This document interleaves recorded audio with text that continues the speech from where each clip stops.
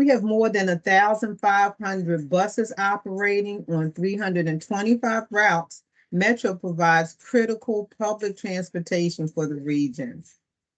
But our impact is much broader. We knit the region together by enabling employment, housing, shopping, entertainment across the communities. We boost property values and increase tax revenues near stations. We save workers hundreds of thousands of hours each day that would be lost in traffic. And we save families hundreds of millions of dollars per year in car care expenses by using the Metro. Metro could not provide these regional benefits, though, without the business community support. You provide Metro with the tools and the services needed to keep the system running safely. So we rely on companies like yours to assist with functions like IT, bus, and rail maintenance, our new construction, planning, and real estate. So we encourage all certified and those not certified small businesses to please get certified with WMATA. We have many procurement opportunities for small business participation, whether as a prime or as subcontractors. As you know, we have 5 socioeconomic programs that you can be certified in. So we have our DBE and our SBE federal programs, and we have our new minority business, small and micro business, non-federal local program. So we are definitely open for business, and we want you to be a part of our contracting opportunities. We are your Metro, the way forward. Please remember today to put all questions in the chat. I repeat, please put all your questions in the chat. Also, remember to fill out the surveys that will be sent to you after this outreach. Again, I want to thank you for attending. I'm excited about the companies that we have today. So let me explain to you who they are. Today, we will have Kiewit, and talking to you will be Elizabeth Bernhardt, John Stevenson, and Natasha Taylor. We also have Motorola coming. We'll have Bruce Fryer, Rohit Wadhakrishna. We'll have Megan and Park. We have New Access, who will have Daryl Mason, Rich Zantana, and Tiffany Bailey. And last but not least, we'll have the MX Group with Benjamin Harris, Chauncey Kehoe, Jimmy Baker, and Kevin Giles. So to kick it off this morning, we're going to bring to you Kiewit with Elizabeth Bernhardt, John Stevenson, and Natasha Taylor. Take it away, Kiewit.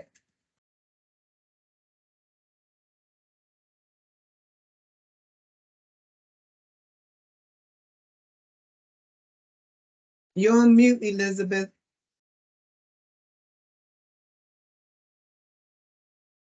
Good morning, everyone. I'm Elizabeth Barnhart.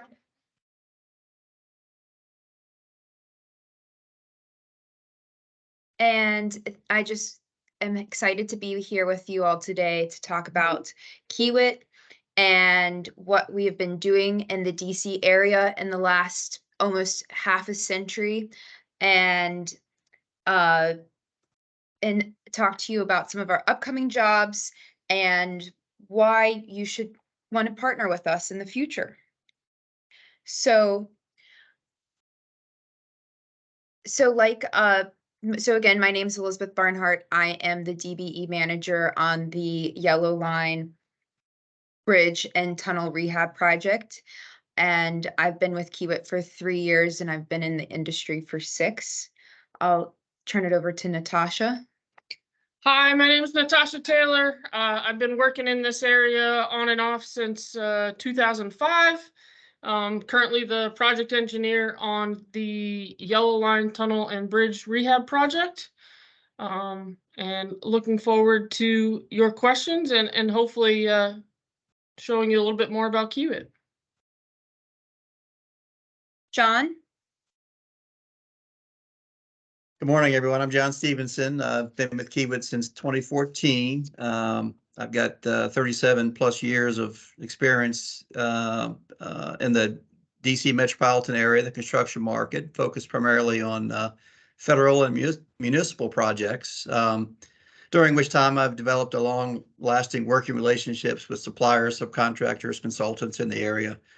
And I regard the subcontractors, as the lifeblood of the industry.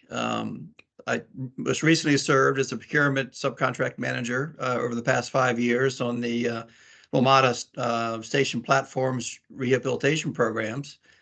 4 contracts there where we renovated 22 stations. Contributed on the WMATA Yellow Line Tunnel and Bridge Rehab project that we're currently wrapping up here in the next month or so. And I'm currently just pursuing opportunities with projects and clients in the DC region. And excited to share with you today about our opportunities and looking to get to know everybody and foster and working relationships with small businesses. Thank you. Kiewit was founded in 1884. We're one of the oldest companies in construction, and we have been in the DC area, like I said, for close to 40 years, almost half a century. We started at the Fort McHenry Tunnel up in Baltimore. We've done work out at the Dulles Airport, and we made our way closer to the heart of DC with the Arlington Memorial Bridge, and some jobs we just can't even talk about under our top secret program. And we've now been doing a lot of work with WMATA, which is exciting. Liz, if I could interrupt you 1 second, we don't see a visual. We don't see the slides. I don't know if that's just me or if it's everybody. Sorry, we're My having internet got kicked. Natasha got kicked off the internet. Sorry.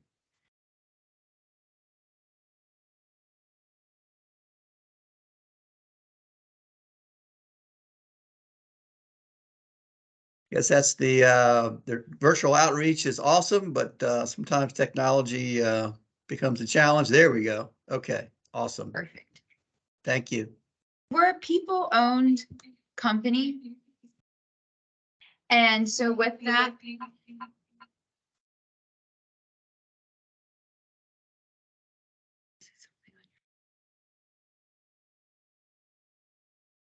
okay, so sorry. We're a people-owned company. And so with that, you can tell a difference between us and some of our competitors. We take pride in all of our projects and everything we do. And it provides us to make great partnerships like with WMATA and with all of our subs.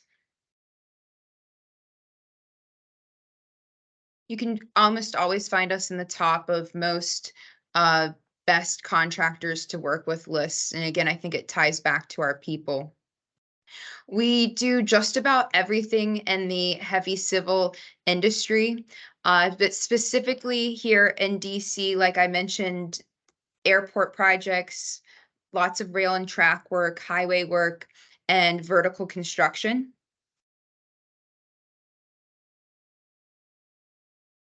And we have enjoyed the partnership that we've created with WMATA. We have recently completed the Reagan National Airport station rehab. It was 2 platforms that you ride when you go to the airport. As John mentioned, we had a great run at the platform rehabilitation program with rehabbing 22 different stations all over the Metro grid line. We even do smaller jobs. It's not always the big jobs we do. Example is the Farragut North vent shaft repair project. And currently we have the Yellow Line Tunnel and Bridge rehabilitation that goes from L'Enfant Plaza to Pentagon City. That should be wrapping up, like we've mentioned, in just a few weeks, and everybody will get to ride on the Yellow Line, hopefully by the end of May. And the radio and OCC relocation is just doing some system upgrade work around the Metro's grid. Our jobs have been mainly shutdown work, where we've been working intense hours on a tight schedule. And the coordination between us and our subs is key. And it's been proven with how we've accomplished our jobs being finished at a safe manner to quality that meets the expectations of WMATA, and with building partnerships throughout each of the projects where we see continuation of repetitive subs. It's really with the local and small businesses that we've been able to hit the finish line with stride on time with a proven product.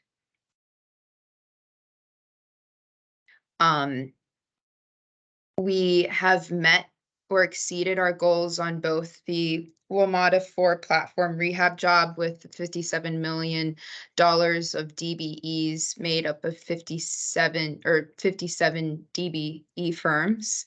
And on the yellow line, we have 40 DBE firms making up about $35 million worth of work.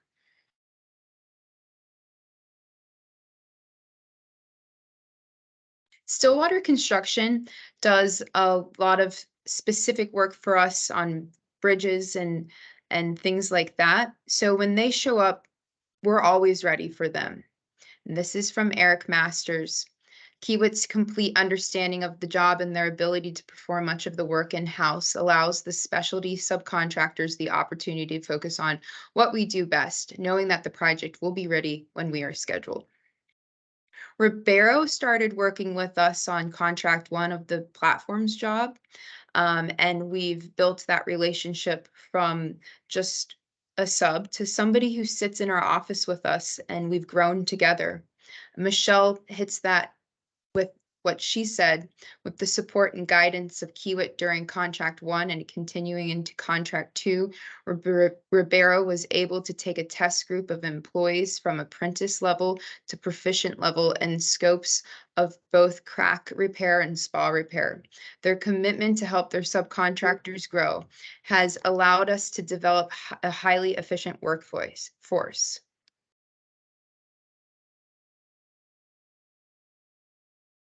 We are always looking to expand this list, but currently these are most of the examples of scopes of work of DBE, small and local businesses that we have on our projects. It ranging anywhere from laborious work to services. We really find opportunities to work with everybody and get as many people involved on our projects.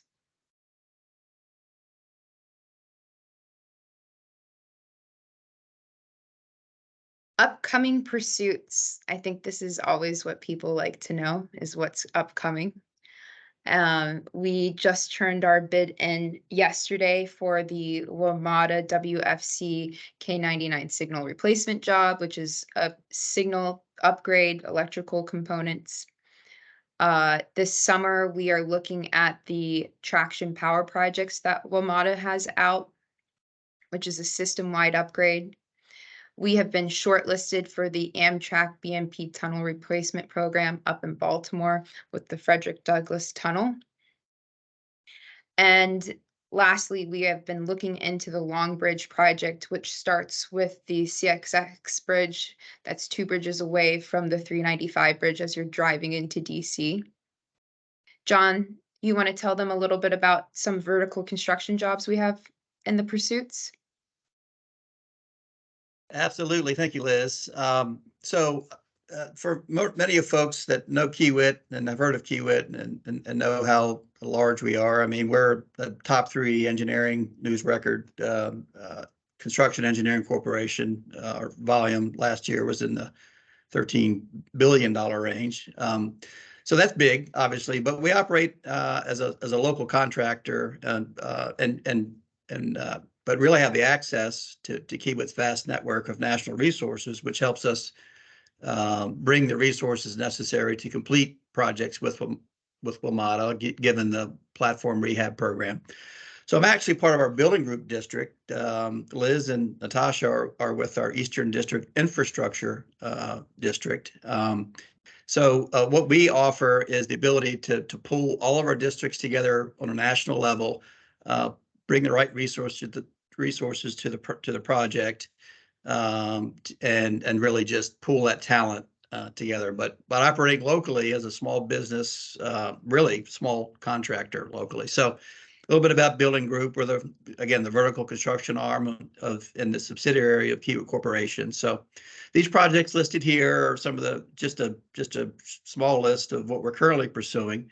The Longworth House office building electrical switchgear upgrade is a project that we're outcome pending. That is primarily replacing the building's electrical distribution switchgear and transformers. This is the building on Capitol Hill there. It's one of the house office buildings. The USACE Spark Building 5 modernization, that's for the U.S. Army Corps of Engineers. That project includes, and that's basically on USDA's Beltsville campus. It's Building 5. That project includes the complete interior gut and renovation of about a 52,000 square foot building on campus there, which also includes the exterior building facade restoration. We're currently bidding that. Bids are due April 7th to the U.S. Army Corps of Engineers. We probably have a number of folks on the call that are currently looking at that. And then NAVFAC Washington LMAC is for the Naval Facilities Command.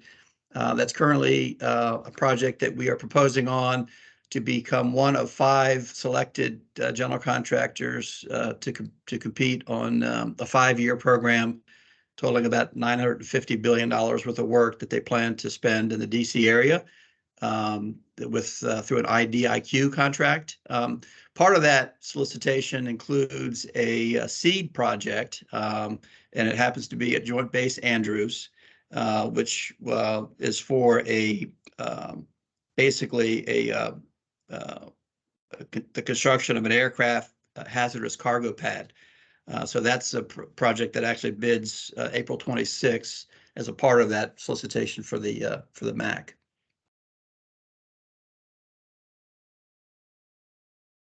So let's build together working with Kiewit. So we at Kiewit, Liz touched on it. We're building more than buildings and infrastructure. We're building relationships, and doing that. The focus really, it starts with people, right? It starts with our own assets internally within Kiewit and all of our disciplines, be it engineering, design, construction. And it really starts with the people that we are interfacing with and interacting with every day.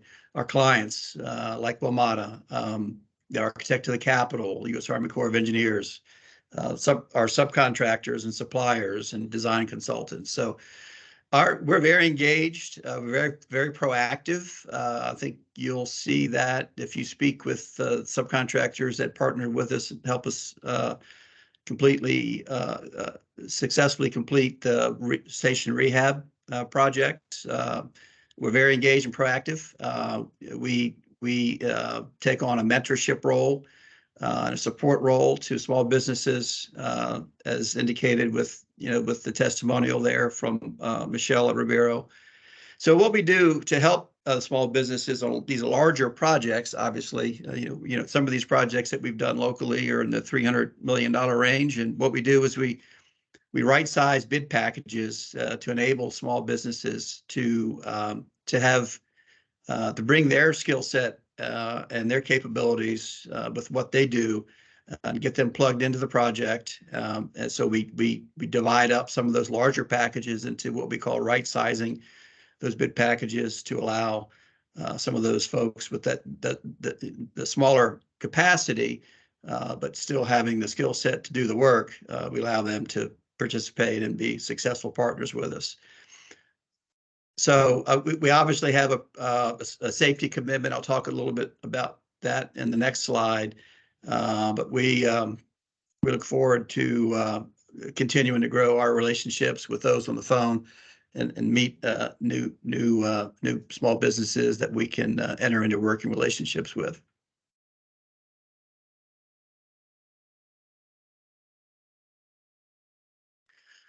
So safety, you see there, what you're looking at is essentially a safety rodeo.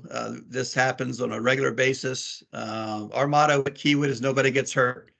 it's our responsibility to keep each other safe. All of us, everyone on our project, from the project executive down to our executive office admin. If someone's walking our job site and sees something unsafe, they have full authority to stop work. That's our commitment.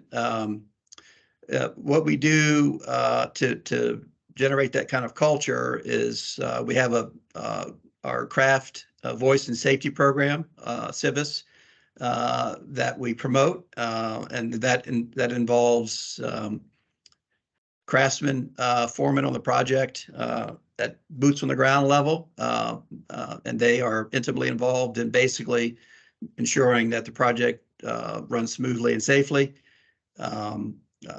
Safety is something that is near and dear to our heart. It's just part of our culture. It's part of our DNA. We've been a leader in safety for over a century, and it's just entrenched in our culture. And we just promote that value to everyone that's on our job sites.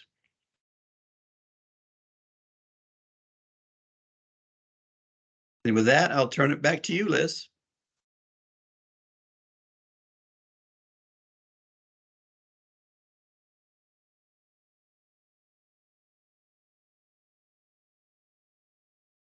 Liz, you're on mute. If you could unmute, please. Thank you. Okay, thank you. So thanks, John, so much.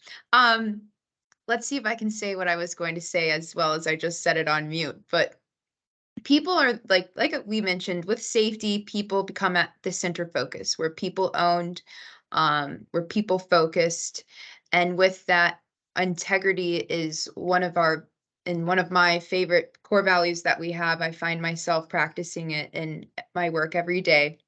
And I've noticed, and what you can notice on our job sites, between our people and our integrity, it creates this totally inclusive environment that comes from the craft up through our relationship with our owner. We have mutual respect on the job, and that's an expectation that we have for everybody to mutually respect one another so that we can go home at the end of the day safe, sound, and feeling good about coming back the next day. So we just create this environment. We have policies in place, and we have just no tolerance for discrimination or harassment on our jobs. Natasha, you want to tell them about how they can sign up and work with us? Yes. So now that you've heard a little bit about Kiewit, I want to give you some ways that you can get connected with us. So hopefully we can work with you in the future. So the first step is we have a subcontractor questionnaire, and it is focused for the DMV area.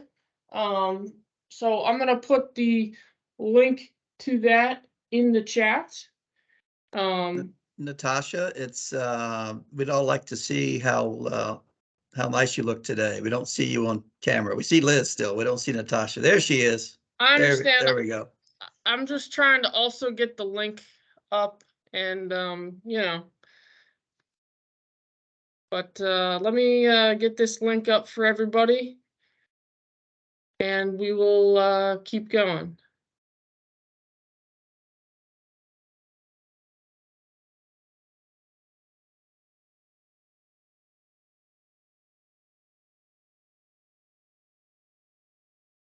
Everybody, does anybody see that in the chat? Okay.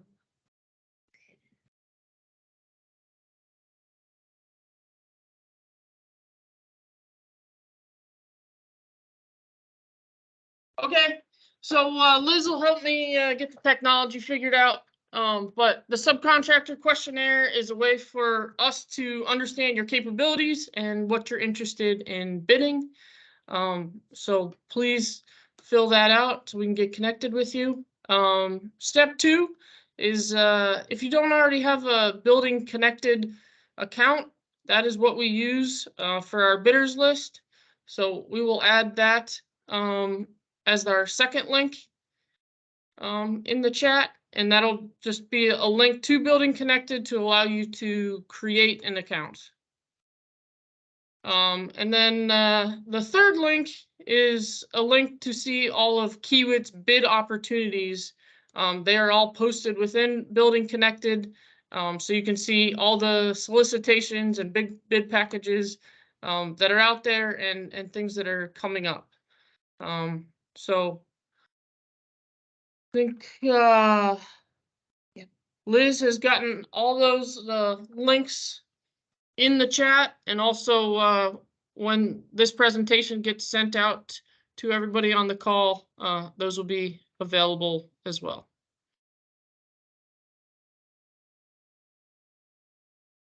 Thanks, everyone. So to wrap up, we just, again, thank you all for joining us for this Meet the Primes. This is one of our favorite events that we do. And we just hope that you can take home that if you've never heard of us before, and we just want you to know that we create some packages and we create an environment that is inclusive and can work with you.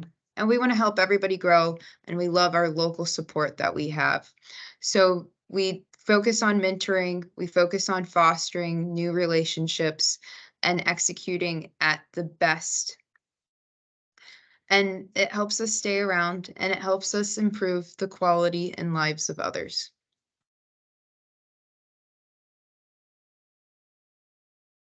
Okay, with that, we'll open it up to questions for the group. So if you have questions, please put them in the chat, and we will work on answering them.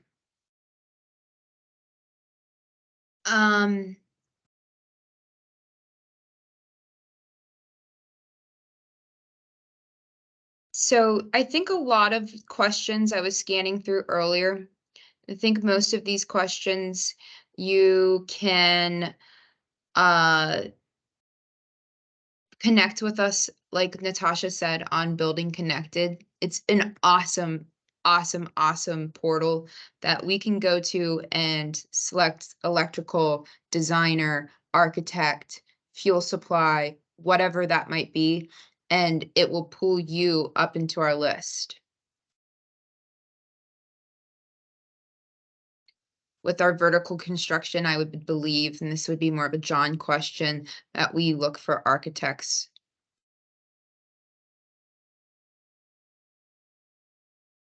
So I John, would can you- say, yeah. I can speak to that. So absolutely for engineering design consultants, Kiewit is vertically integrated, and we offer those engineering design services as a part of what we do in our design build efforts. But we hire sub-consultants all the time.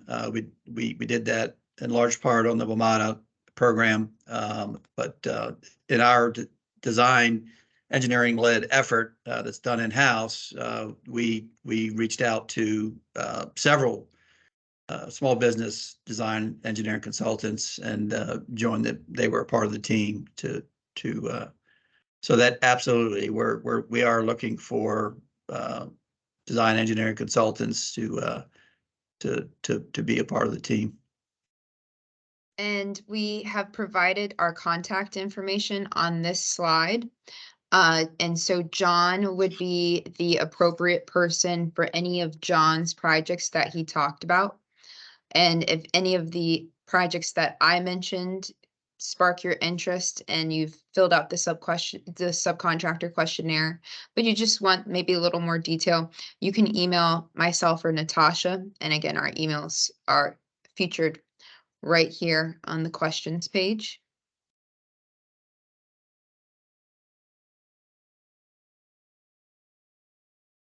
There was a question from Vishal Patel related to the Long Bridge project and how a DBE design firm could get in touch with the design team. I don't have an answer for you on that, but if you would like to email Liz and I, we can get you connected with the right people. And then Natasha, I see a question from Alfred. So Alfred, I would be interested in talking with you. You've got my contact information there. Again, I hope we've sent the message that we promote small businesses. I'm not sure what discipline you provide or what skill set you provide, but by all means, reach out to me, send me an email. We can plan for a virtual meeting to introduce your company to ours and see what you have to offer. But again, I see the question from Alfred, and I'd be more than happy to meet with you to talk about what you guys can provide to us. And I would say Megan, Charles, Kimberly, again, Vishal, Kenyon. Like you all, we would love to have you all on, like, as an opportunity to provide to you a chance with our upcoming projects, because that is all scope items that we currently have or currently are looking at. So again, the subcontractor questionnaire and the joining our Building Connected, like, we'll just immediately plug you in to all of the opportunities. So yeah, getting on Building Connected is key. When we put bid packages out, we're looking through that list of DBEs and who's capable of doing the work for each of the packages.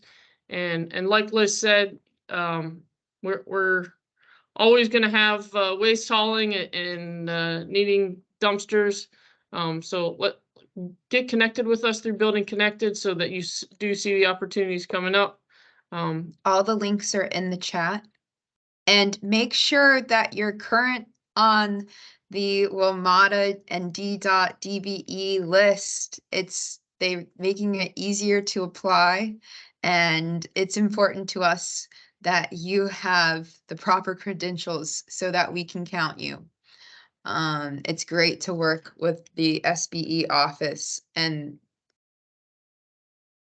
so I encourage you, if you're thinking about it, do it. It's a great opportunity and exposes you to so much additional work. I'm seeing a couple of questions from a couple of folks. I see a question from Charles with regard to landscaping. Obviously, yes, we do have the need for landscape opportunities on our transit projects and vertical construction projects. So yes, absolutely. I think we've got a little bit of that currently on the BARC Building 5 project. So we certainly have opportunities for landscaping. We'll have those opportunities on the SEED project at Joint Base Andrews. That'll be more a restoration and not so much a large planting job. We'll see a question from Megan about full service pavement marking company. Absolutely. When the project includes any civil work, we have a need for that. So we're looking forward to getting to know you there. Janitorial services, Kimberly wants to know, do we have a need for janitorial services? Absolutely. We have that need on our large construction sites. Even our hub offices, we have weekly cleaning regimens and programs for our trailers and compounds and our hub offices.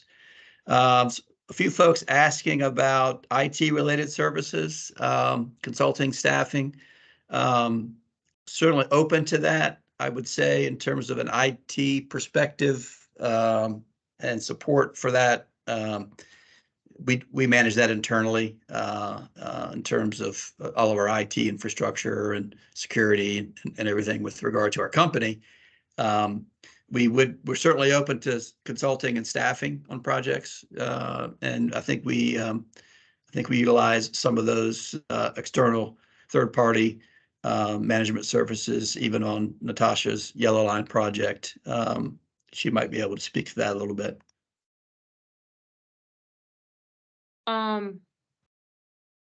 I was seeing a few more questions so I did add the sub questionnaire back in there. If anybody needs the links posted again, we can do that.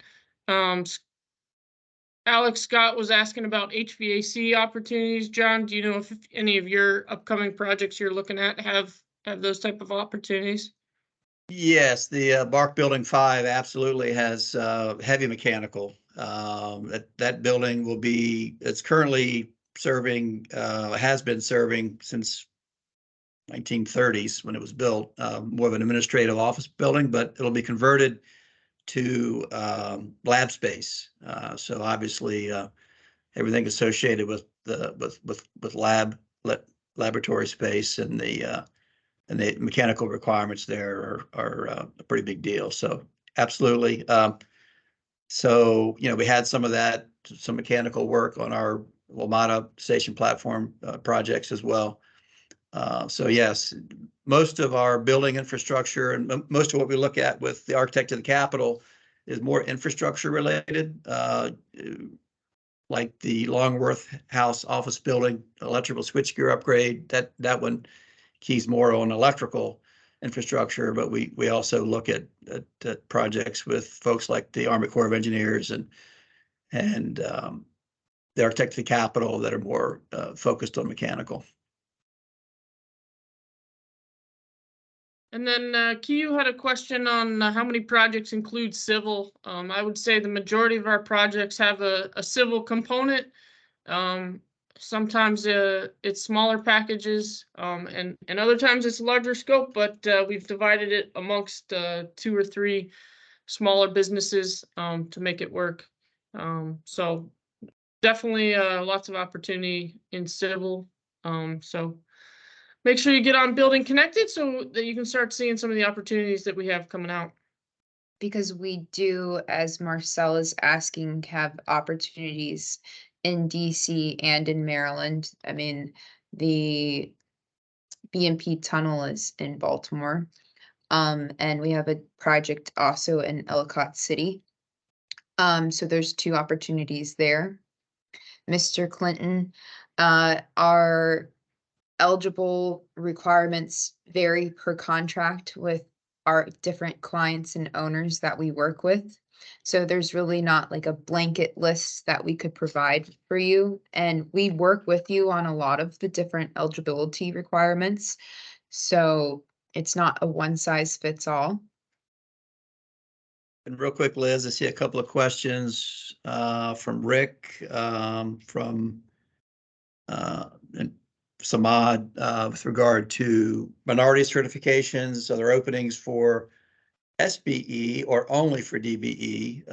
And then are there openings for MBE, WBE? Absolutely. Most of our projects and the small business requirements include a percentage goal for all of those certifications.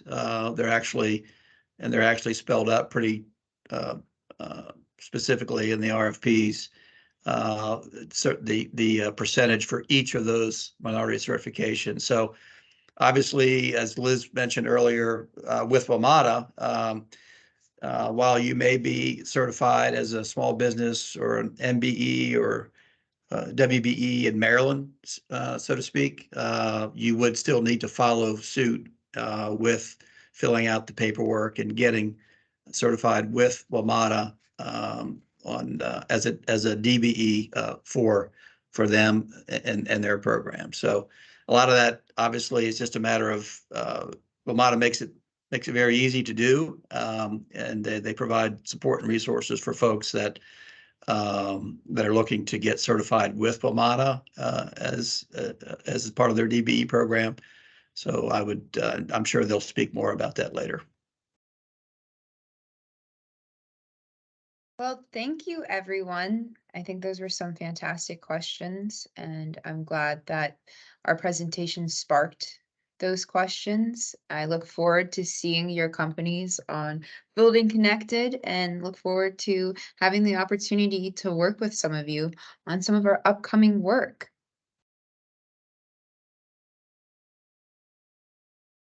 I want to thank you so much, Elizabeth, John, and Natasha. You guys have been great with your presentation and really how you made clarity with those questions. I really appreciate that. You know, I'm gonna tell you, when John was talking about our programs here at WMATA, I'm like, that's a testament of true partnership, because you guys know about them.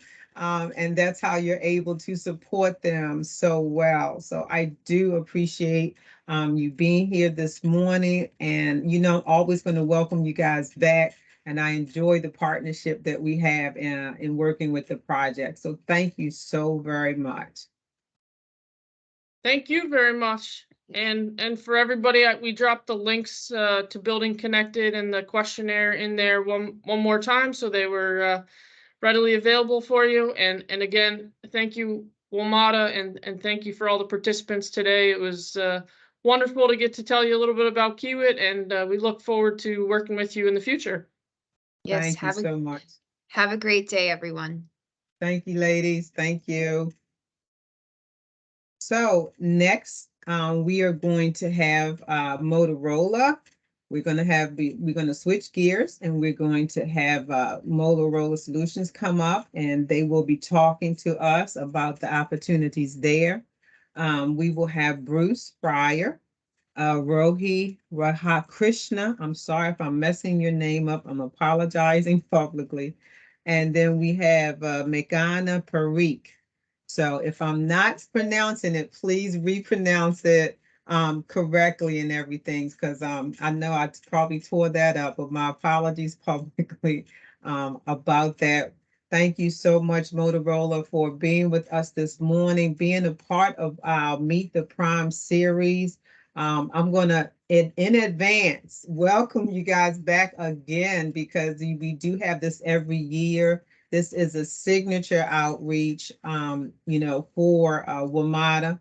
Hopefully next year we'll try to see if we can do an in-person one, but right now the virtuals have been extremely successful for the past 2.5 years, going on 3, and I want to keep the magic going and the partnerships running.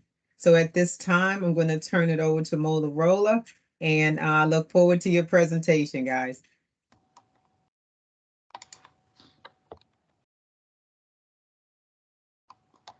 Bruce, wait a minute, Bruce, you're on mute. There we go. There Sorry you go. about that. Yep. Can you see my slides? Can you see my slides? Yes. Okay, great. Okay, thank you so much. First, again, let me just thank you all for the opportunity to be a part of this great event. Motorola, we always don't take it for granted, and we just appreciate it so much that we're invited to participate in a forum where we can get a chance to introduce Motorola to firms that are in attendance today, so they can learn about Motorola, who we are, what we do, and also we can learn about the skills, capabilities, products, and services of great firms that could potentially be partners with us as we serve our ultimate customers. So again, thank you for the opportunity. Again, my name is Bruce Fryer, Strategic Project Sales Manager with Motorola. Been with Motorola, this is like my 31st, going on almost 32 years with Motorola. Been working with public safety communications and communication systems with Motorola for most of that time. Also with WMATA, with my 31 years with Motorola, I've been working with WMATA on various engagements, mostly on the radio systems and other technology projects. So we are fortunate to have been a partner with WMATA for such a long period of time. Also with me, we have 2 of my cohorts at Motorola, Rohit Radhakrishnan, and also Meghana Parikh. And I'm going to give Rohit a chance to introduce himself, and then we'll have Meghana do the same. Thank you, Bruce. Hey, good morning, everyone. Like Bruce mentioned, my name is Rohit Radhakrishnan, and I'm the local account representative for WMATA and all the state and local government agencies within the District of Columbia and Montgomery County, Maryland. So I've been with Motorola for around 6 years now, but been in the industry for 17. And most of my career has been in engineering and kind of moved into account management now. and have mainly focused on public safety communications. That's where we kind of work with WMATA on. But our company has expanded, right? We do a lot of fixed videos and license plate readers now, as well as on the software side with CAD and other public safety software applications. So really, this is my first time at this event, so really excited to kind of learn more about this program and offer up solutions from Motorola. Thank you. Thank you, Rohit. Magna, if you'd introduce yourself. Good morning, everybody. I hope you can hear me. Yes. Good morning. My name is Meghna Parikh. I'm a pre-sales business manager and engineering manager for Motorola Solutions, located here in Maryland, DC, DMV area. I've been with Motorola for 15 plus years, and in this 15 years, I have been involved in engineering, business management, and implementation side of the business, designing public safety system. I'm really happy to say that the WMATA radio system that is being deployed, I was the engineer involved in the designing and leading that effort. So really happy to see that being implemented right now. And really happy to be here to answer any questions related to how we can work together. Thank you. All right. Thank you, Magna. Yeah, and I think it was kind of said in those introductions. Obviously, we're all local here in the Maryland, Virginia metro area, so we're very familiar with doing business not only with WMATA, of course, which is our focus for today, but throughout the DMV, there's other opportunities that we were going to kind of talk broadly about Motorola and how we can potentially work together in various engagements throughout the region. First off, Motorola Solutions is who we are. Not your uncle's or your father's cell phone company anymore. We sold off our cell phone business, so I wanted to kind of get everybody oriented on who we are and what we do. And so let me just, if you would, kind of give a corporate overview, and then we'll lead into some of the specific opportunities that we're looking for our partnerships. Before we do that, our global head of supplier diversity, Tiffany Blocker, she was not able to be here today. She or someone on her team would have normally been participating in this, but I just did want to just share with you her statement, but also what it highlights is our corporate vision for corporate diversity and supplier diversity. We see it as a part of our strategic competitive advantage of finding firms with different skill sets and strengths that we can partner with and leverage, I guess, those strengths in collaboration with what Motorola brings to the table. Yes, it's the right thing to do as a corporate citizen, but also it's the right thing to do from a business perspective, and we recognize that. So it's got two benefits that we don't lose sight of. We also have, from our worldwide corporate perspective, we have suppliers, vendors, if you would, that develop components that we use in the assembly and manufacture of our products. Tiffany Blocker's organization manages that from a diverse perspective, but also on what we call system delivery. Like, for example, with the radio system and other systems that we deploy for WMATA, we obviously are responding to maybe an RFP or proposal or some particular solution where we're looking for partners, not just component suppliers, if you would, but actually partners that will work with us and help us in the implementation and deployment of Motorola solutions, as well as other technologies that we might be integrated as part of our overall solution. Our priorities are, from a corporate perspective, we can look at it from three dimensions. From a corporate perspective, our goal is to exceed the industry standard of having diverse suppliers and diverse participation with partners that exceeds 10%, which is kind of the industry standard for our particular lines of business. So our goal is on an annual basis to meet or exceed that. So similarly, from a customer perspective, obviously, MB requirements, whether they're small business, local business, women-owned business, veteran-owned business, many of our customers have requirements for us to do business with them. They have participation goals, and we strive not just to do outreach and make best efforts, but to meet and exceed those goals because it makes sense, one, from a competitive perspective, but two, it has an impact on our communities, right? And we make sure that not only are we delivering the solutions to meet our customers' needs, but we're impacting the community, keeping the dollars home or local or regional as much as possible. So it's kind of the win-win that we're looking for with our customers.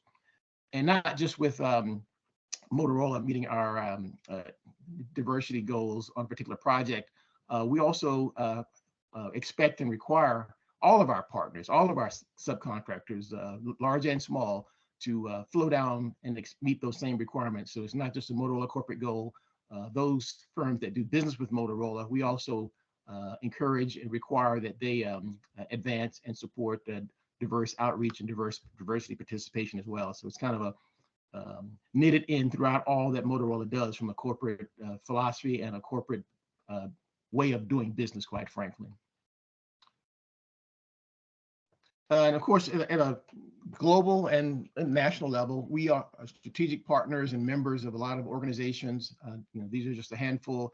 The National Minority Supplier Development Council, we're members of that organization. As they advance their teams and their members, we partner with them to make sure that they're aware of what Motorola brings to the table and how we can partner at a strategic level in growing minority businesses. Similarly with WeConnect, which is a worldwide women's-owned business organization that helps promote women businesses grow and thrive. And again, we partner with them as well. And again, these are just a few. So that's, again, our commitment at a national level, not just within the DMV, but globally as well. So kind of transitioning. So let's talk a little bit more about Motorola, right? And I'm going to share a little information about who we are and what we do, so that you have a perspective of the type of businesses that we're in, the types of services we provide, and ultimately how your organization, based on your skill sets and your strategic advantages, how you can maybe potentially find a match, right, with what we're doing from a strategic perspective. So this slide is something that I think is ideal in the sense that it really captures what Motorola is all about, right? Helping people be their best in the moments that matter. Obviously, we've got a huge emphasis on supporting our public safety customers, in those moments that matter, right? When, there's a fire, or there's an ambulance, there's a life-threatening situation, or there's an accident, or, a natural disaster, whatever it might be. Those are those critical moments. Those are the moments that matter. So we come up with the tools, the technologies, the processes, the software that helps our first responders and what we call our second responders, make intelligent and efficient decisions and actions in those critical moments, right? Whatever that might be. A lot of times people think of us as the radio people, but it goes well beyond radio. And we'll get into that in a moment. And even if you're not a first responder per se, if you're an airport transit, a logistics operation, things that are mission critical or operational critical to your business, and certainly like with WMATA, transporting citizens safely from their, point of debarkation to the ultimate destination safely and timely on a regular basis. Those are the moments that matter for WMATA, as an example, and other customers as well that are not necessarily purely public safety, if you would. So that's our focus. And we do that by kind of focusing on a couple of the key technology areas. And Rohit mentioned one, so the video solutions, but LMR, land mobile radio, most laymen would say, oh, that's a walkie-talkie. Well, it's a lot more than a walkie-talkie these days, because of the requirements of what our customers are looking for, right? They need voice communication reliably in buildings, underground, wherever they may operate, but they also need data, right? And intelligence, location information, whatever those key pieces of non-voice components that they need to help them do their jobs and protect citizens, protect lives and protect property and save lives, if you would. So the land mobile radio piece is a huge part of it, but it's not just there, ends there. What we call our command center software. If you think about a public safety 911 center or an operational control center, and let me put a pin in it. Let me give a shout out to Kiewit. Kiewit is working alongside us, working with the WMATA team on deploying the operational control center, the new operational control center in Alexandria, Virginia. So huge project, time critical. A lot has to happen very quickly, but we're working on the technology side. They're working on the building construction side. So collaborating with folks like Kiewit and Kiewit's partners is something that we do currently for WMATA. But on a broader sense, our command center solutions are anything that you would need in an operational control center, software-based wise, to help shave critical seconds off the response times, right? You know, in an event of an emergency, you need to have information brought to you to help you make the right decisions, dispatch the right resources, coordinate with the right work partners. You know, what's quite interesting is it's broader than what you would think, right? It's not just talking to police and fire and maybe public works organizations, but it's also using you know, social media, quite frankly, to gather information or have that information pushed to decision makers so they can be proactive as well as not just being reactive to emergency scenarios. And last but not least, video security solutions. Video is huge in terms of intelligence, being able to not just monitor what is happening or what just happened. And Motorola has solutions that are fixed cameras, you know, in buildings and metro stations, or, you know, any place where people congregate. But we also have body-worn cameras for mostly law enforcement personnel, and the cameras themselves, the analytics to not just ingest that video from multiple sources, but also derive intelligence, quickly garner information from that video information, look for anomalies, do some automation that allows, you know, things to take place in an efficient manner without just kind of having people watching a screen 24 hours a day and waiting for something to happen. So anyway, so that's our ecosystem, you know, land mobile radio, our command center software solutions, and all that goes into deploying that, and the depth of technologies in terms of video and software analytics to help improve decision making. So that's the world we live in. That's the space we operated in. This slide kind of captures our main focus of our customers. And again, roughly 75% of our business is focused on government. About 25% is focused on quasi-government or other entities that are large enterprises, if you would, utilities, petrochemical, manufacturing, transportation, logistics, et cetera. So what does that mean? So Motorola kind of looks at partners from kind of two perspectives, maybe.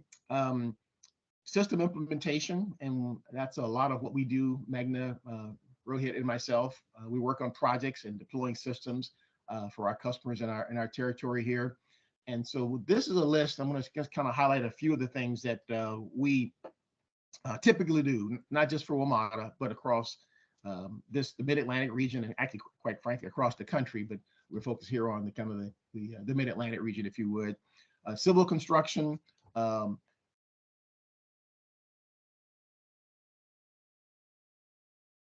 either build a radio tower and a shelter, and place a shelter at that tower where it will house our equipment. And so there's civil work associated with getting that either tower built, or modify an existing tower, or making upgrades so that our equipment can fit in an existing location, whether that could be as simple as expanding a fence and expanding the compound. Could it be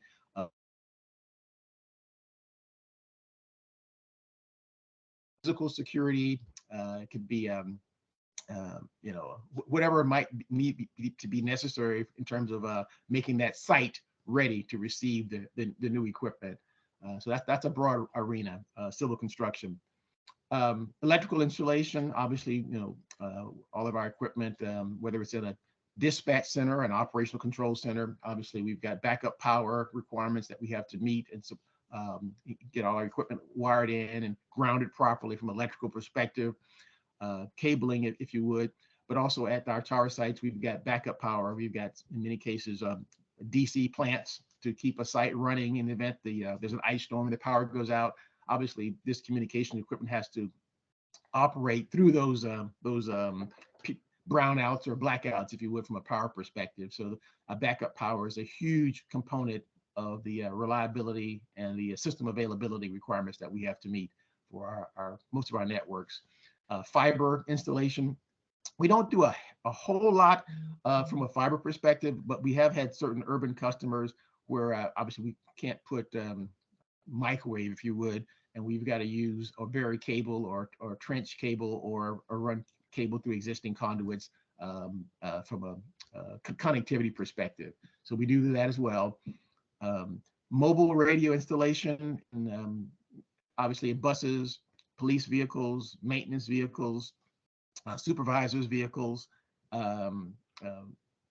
in trains, of course. Our equipment has to be mounted and installed properly.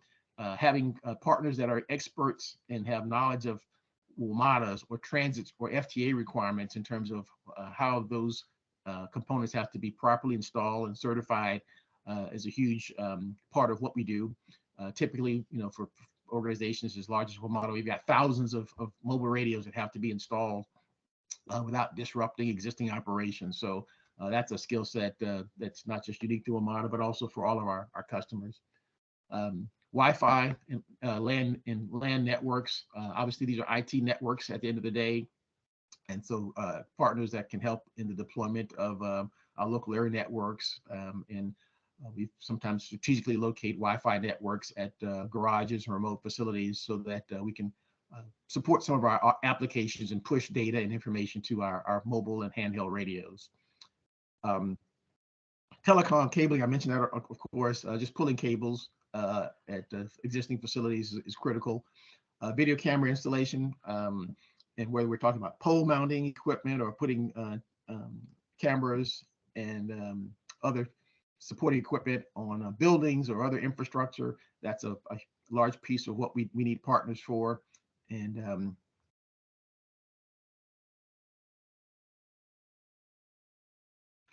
more and more applications evolving every day, and customers that need some level of video monitoring or video solution. So that's something we're very excited about. Inventory management, large customers like WMATA and other large transit properties. These are huge projects. There's a lot of assets. Shipping those assets, storing them in warehouse, asset management in the warehouse, managing the ingress and the distribution of various assets, asset tagging is a huge issue. And then, of course, once the system is commissioned and turned over to the ultimate customer, there's a lot of documentation as to exactly serial numbers, labeling, tagging, whatever might be unique to that particular components that a customer may want to quickly be able to access and manage from a supportability perspective, for years to come. Those are kind of the implementation services, and of course, acceptance testing, very rigorous acceptance testing procedures most of our customers have. So we've got we're talking about mission critical systems. So before they'll accept the keys to the system, if you would, we have to go through multiple steps of testing to actually prove that we're meeting our specification requirements and that the system is performing as required and as intended. That requires a lot of people who are expert in technical issues, but also project management services, quality, safety, all the disciplines. If you're familiar with working with any transit organization, there's a lot of oversight and quality control steps and procedures that we have to adhere to. And so we typically outsource a lot of those people who've got credentials in those areas. So those are just a number of the key things that are not just unique to WMATA, but apply to almost all of our project deliveries or system engagements that we do for our customers throughout the U.S. But after this system is sold and installed and the customer is actually using it, Motorola oftentimes, 9 times out of 10, is involved in supporting that system, and customers define with us what the level of post-implementation support they need. But these are just some of the typical things. MPLS, which is Ethernet networks. If we're deploying an Ethernet network, some customers have asked us to monitor, manage, and help them supervise, the IT network once it's deployed. Computer software support. We typically, on a periodic basis, update the software in a number of our assets from a security perspective, deploy patches, antivirus updates, or just bug fixes, or just new enhancements. So having qualified teams that are able to do that efficiently and effectively is important to us as well. Maintenance, we talked about generators and the backup power systems at our locations. Those have to be maintained, right? Not only when they break and there's an issue, but also preventive maintenance on an ongoing basis. And that could be annual preventive maintenance checks, or it could be a semi-annual preventive maintenance check. So those are things that our customers expect us to do for our power systems, our HVA systems, UPS, backup, uninterruptible power system that we deploy at the various locations. And of course, everything that we build, install, and deliver that's a Motorola manufactured, we have partners that we work with to help with ongoing operation and sustainment and life cycle operation of those systems. So that's kind of a flavor. That's a lot of information, but that kind of gives you maybe a feel for what we're looking for, the type of partners we're looking for, the types of skill sets that we're looking for on the implementation side and on the post-implementation side over the life cycle of these systems. And these systems, of course, we're talking about 10, 15-year life cycles after the system is built, constructed, and operational. So the support side is a huge part of what we provide to our customers. So how do you do business with Motorola? Certainly, we're looking for partners, and this is reaching out to us. Myself, Bruce Fryer, is certainly, and you'll see my email at the end of this presentation. And what we do is, we kind of have some conversation, kind of learn a little bit more about you. We talk maybe specifically about some engagements, and I don't have a list of like upcoming engagements because really on an ongoing basis, we're responding to RFPs all across, certainly the Mid-Atlantic area, and certainly the Maryland, DC, and Delaware, and Virginia, and in West Virginia areas. And so this is kind of like an ongoing need, right? Based on the specific requirements that a customer may have included in his solicitation. But we'll find firms that match what we're looking for on our particular engagements. There might be some one-offs, some unique requirements, and we want to understand what the small and minority-owned businesses are available to bring to the engagement. And we'll kind of talk about your experience, your background, what have you done, what certifications you have, and then kind of after that, maybe initial screening. If there's an immediate need, then we'll share with you some forms that basically just allow our corporate organization to kind of understand who you are as an ongoing business entity, your background, how long have you been in business, your financial stability, of course, insurance requirements. You've got to obviously have a lot of those kind of basic stable business indicators, if you would. So again, thank you for this opportunity. We look forward. I've seen several questions I think have come in through the chat. Certainly, if you have other questions or other comments, or if we need to go back and revisit something, put it in the chat. And Rohit, I'll kind of turn it over to you, if you would, if you've got some things in there that maybe we want to address that maybe you didn't respond to, I think, already with your interaction with the folks in the chat room. Yep, sure thing, Bruce. Yeah, so there were a couple of questions on, I think, mainly around how they can get in touch with us, right, on the ongoing project. So I have put out on the chat link our supplier diversity email ID, yours and my email ID, so you guys can get in touch with us directly, right? And we can kind of share, on the current project we are working with WMATA, what the opportunities are, and in general, right, for projects in the area there. There was a question about PM staffing support if we use them. So yes, we do, right, on our current projects with WMATA, we are using PM supports. And I think they wanted to provide the link to register. I'm not sure what specifically that was for, but yeah, you can contact us directly via email, and we'd be happy to kind of review the opportunities with you.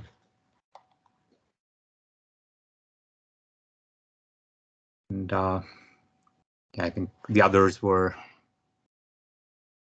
I think, introductions to a lot of the companies there, Bruce. So those are the ones I noted. If there's something I missed out on, I apologize. I've been trying to address them as they've come in, so I might have missed a couple. Yeah, and I appreciate that, Rohit. I just saw one comment, and maybe you already addressed it. Yeah, in addition to project management, obviously quality management services, or people who are obviously certified and have the credentials in that arena. Definitely, I think I mentioned that earlier. Those are people that we often outsource in addition to just, overall, PMP certified project managers, right? Who may have a particular technology focus or expertise, right? So I guess that's important as well. So having some level of domain expertise, either in the not necessarily Motorola's products per se, but in terms of the industry, right? Whether that's transit, transportation, public safety, logistics, or IT, right? So those are things that we look for on different engagements. So.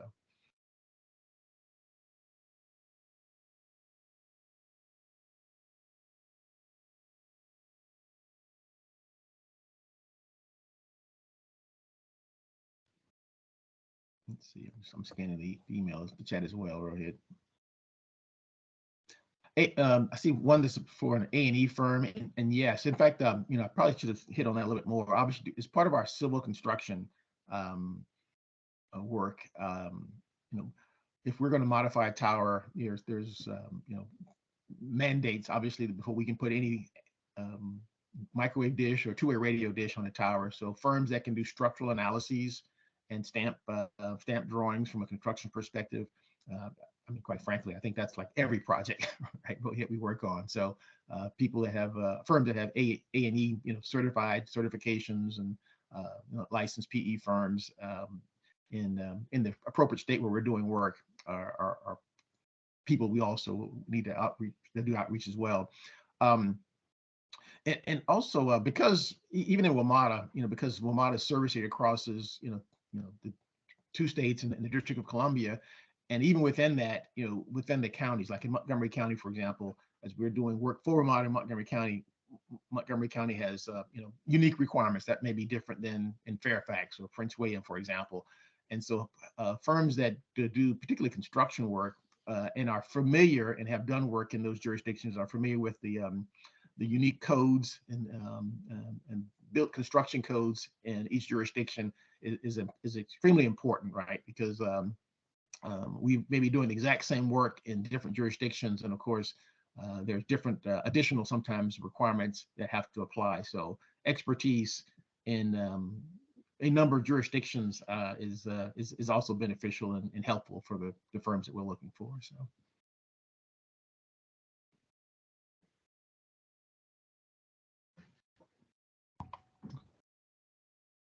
Okay. All right. Well, again, thank you again for the opportunity. If there's no more questions, we appreciate again the time and certainly your attention as we kind of present at Motorola, and we certainly look forward to engaging with as many of the firms that are on this call that see a potential opportunity to working with Motorola. Thank you again, and thank WMATA again for inviting us, and we certainly would definitely put us on the list for next year as well. So. Bruce, let me tell you, I'm so happy to hear you say that, because I was going to give you an automatic invite to, please, keep us in mind to come back for our series for next year. I would really appreciate that. You and your team have been awesome. We've learned some great things about Motorola. I didn't know that your teammate, Mahaga, was part of the WMATA radio design, so this is awesome. I do appreciate all this great information and everything. I know the audience got some good feedback on that, because, these are things that we don't get to know, so this was more intimately known to give information for the company. And I just truly appreciate that. So thank you again. And I do look forward to seeing you and your team come back. All right. Thank you. All right. Take care. Next up, we will have New Access. And with us today for New Access, we're going to have Daryl Mason. We're going to have Rich Zanata and Tiffany Bailey. They will be doing the presentations for New Access Innovations. So we are definitely looking forward to hearing from them. And I am going to turn it over to New Access at this time.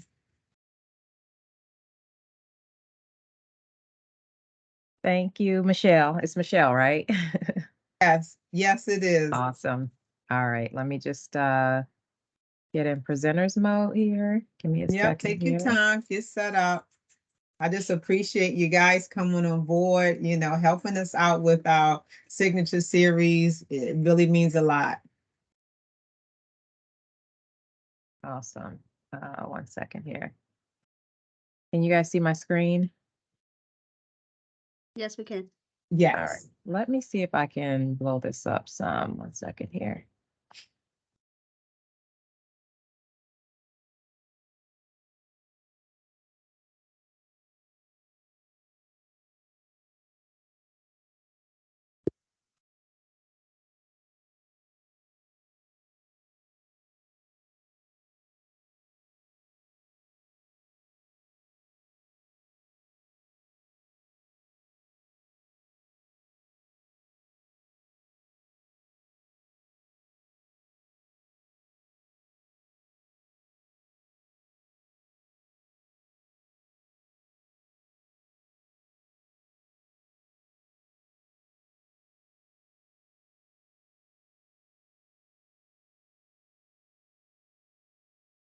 All right. I think we got it.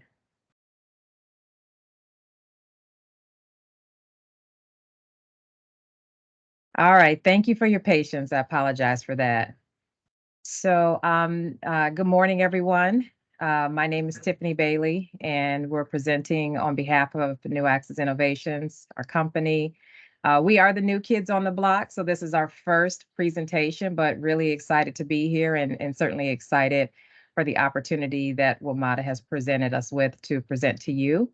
I'm just going to first start with introductions. As I mentioned, my name is Tiffany Bailey. I have been with New Access for almost 8 years now. Been in the IT industry for over 20 years and really enjoying all the work that we've been doing for WMATA for the past 6 years. Now I'll turn it over to my colleague, Daryl. All right, thank you, Tiffany. Good morning, everyone. My name is Daryl Mason. I am the on-site program manager for our IT services contract with WMATA. I've been with New Access for 4, but been at WMATA for over 7 years. We handle all of the IT services, and we have 4 different divisions. We handle the Tier 1, Tier 2, PC deployment, imaging, and break fix, actually, so that's 5.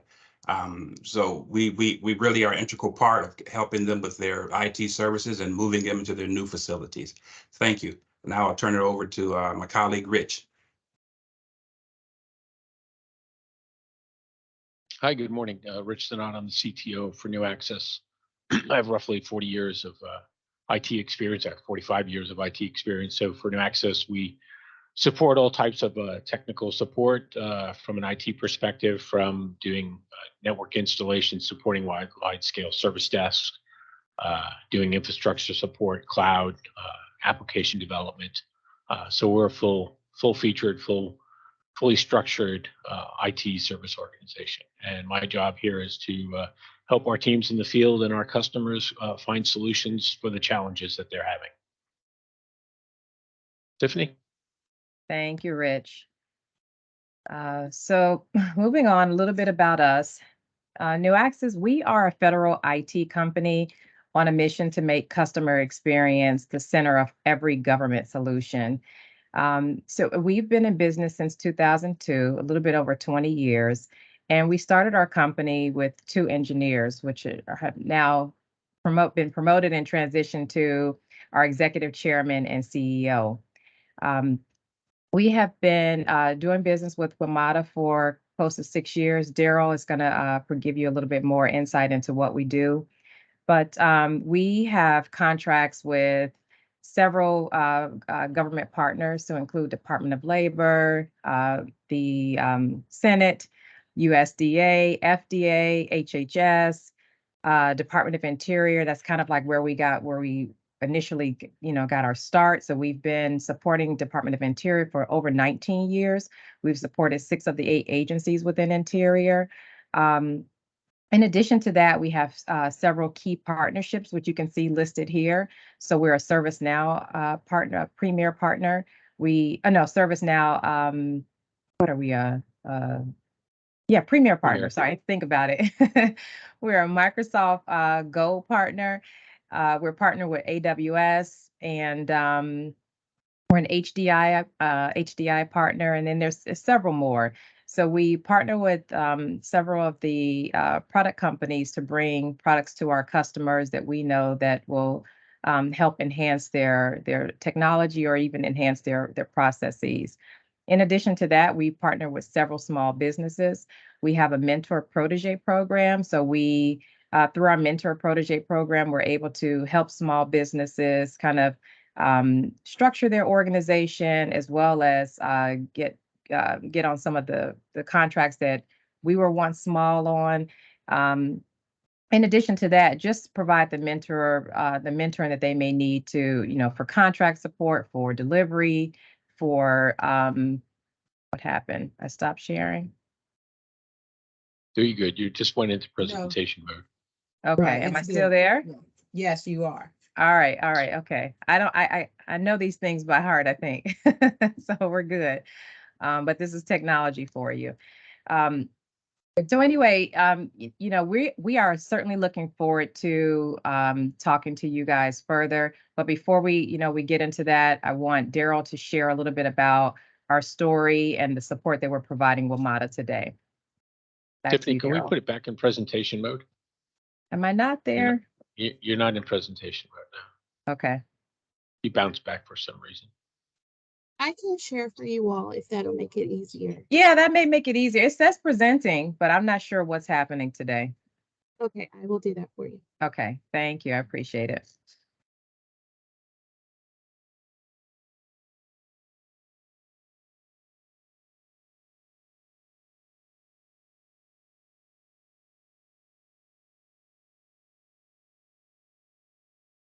Daryl, you're on mute. Yep. All right, I So think we we're on can, slide 4 now. yeah, we should advance a few slides here. Yep.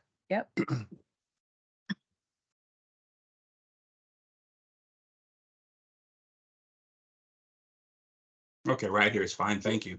All right, so let me tell you a little bit about what we do for WMATA. New Access took over the IT services contract in 2017, and we were tasked with doing a few things there. We provide tier 1 support, which is strictly phone support. We have a 24/7 operation that provides support to all 20,000 customers at WMATA.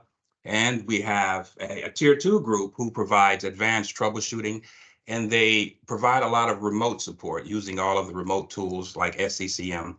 And we also do a lot of root cause analysis. We provide matrix to WMATA on a monthly basis of all the key performance indicators. We give them a breakdown of all analytical data as far as call volume, call lengths, abandonments, missed calls, the type of calls that come in, what's trending, so that, we can kind of build our knowledge base, in which we have a wiki, which is our knowledge base, which our technicians can go in and do a search on any part of the problem, and an article will come up that they can use to put into their ticket. And in most cases, that ticket will be automatically routed to whatever area is in charge of resolving that issue.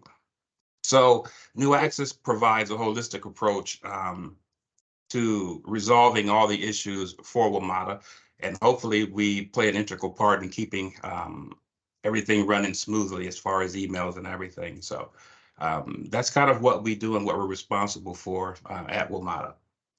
So now I'll turn it back to Tiffany. Thank you, Daryl. So next slide. And one of the most important things that we really truly take pride in is customer experience. We incorporate CX in everything that we do. One of the unique things about New Access is that, if all of you guys have been paying attention to the president's mandate, you know that the president has issued a mandate for agencies and organizations to really put a key focus on customer experience. And so I can honestly say proudly that we were ahead of that mandate. So we were 2.5 years ahead of that. We stood up our customer experience discipline 2.5 years ahead of, I keep saying it 3 times, so you guys got it, 2.5 years ahead of the president.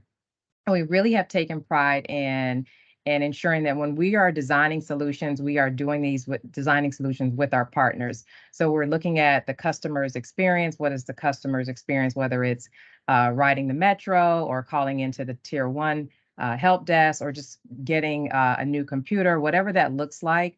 We're helping design solutions with the customer. And so we really truly take pride in that. We use a methodology called human-centered design, and I don't want to go too much into it. I want to turn it over to Rich because I believe he has the next slide to really, dive into this. But that is one of the main differentiators between us and other large organizations is that we are really taking a look at what the customer is experiencing and what do they want out of their solution. So just want to add that and then turn it over to you, Rich. Next slide as well.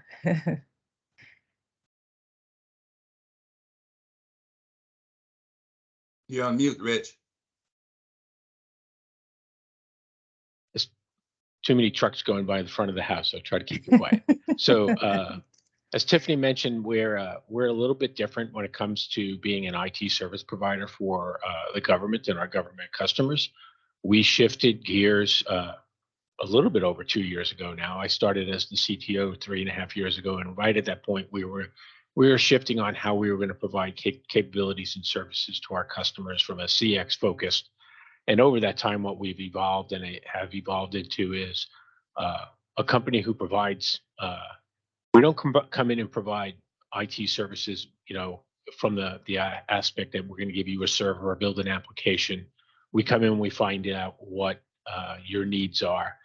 There's an old adage that IT has always been the tail wagging the dog. So what we've done now is we've shifted the way we focus our operations and our support to allow the business side of operations dictate what IT does. And how we do that is, as Tiffany said, through 3 methodologies: customer experience, human-centered design, and agile. So we're able to adapt on the needs of what the customer is looking for. And we've done this across multiple programs now. Actually, it's embedded in everything that we do, from what Daryl does at the service desk, although you may not see it all the time, but it's an inherent part of our operational methodology. So whether you're looking for a basic server to be installed, an application to be built, we are going to attack that problem from this HCD, CX, agile methodology. And we're going to dive deep into what the customer needs are, what the actual problem is. All too often in IT, the technicians will drive in, and I'm guilty of this, I'm sure, over my career.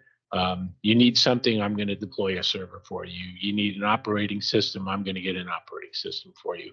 So we've shifted that gear where now we're asking very, very specific questions on the actual needs of not only the people who are responsible for deploying the capability, but more importantly, the people who are going to be using it. So we're looking at it from the customer side of the house. We're looking at how you're interacting with that capability from the time you get in the morning, or I guess now under COVID, from the time you walk from your bedroom to your home office, or vice versa, and you're working through, and how that's going to be flexible to meet your needs and ensure it's sustainable. So that's the other key piece of what we do. It doesn't stop with just the development piece or the deployment piece.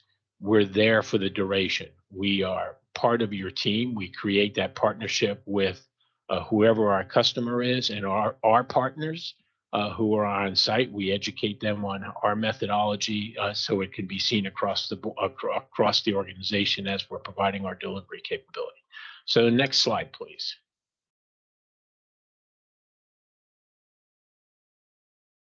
Oh, we went back to the beginning.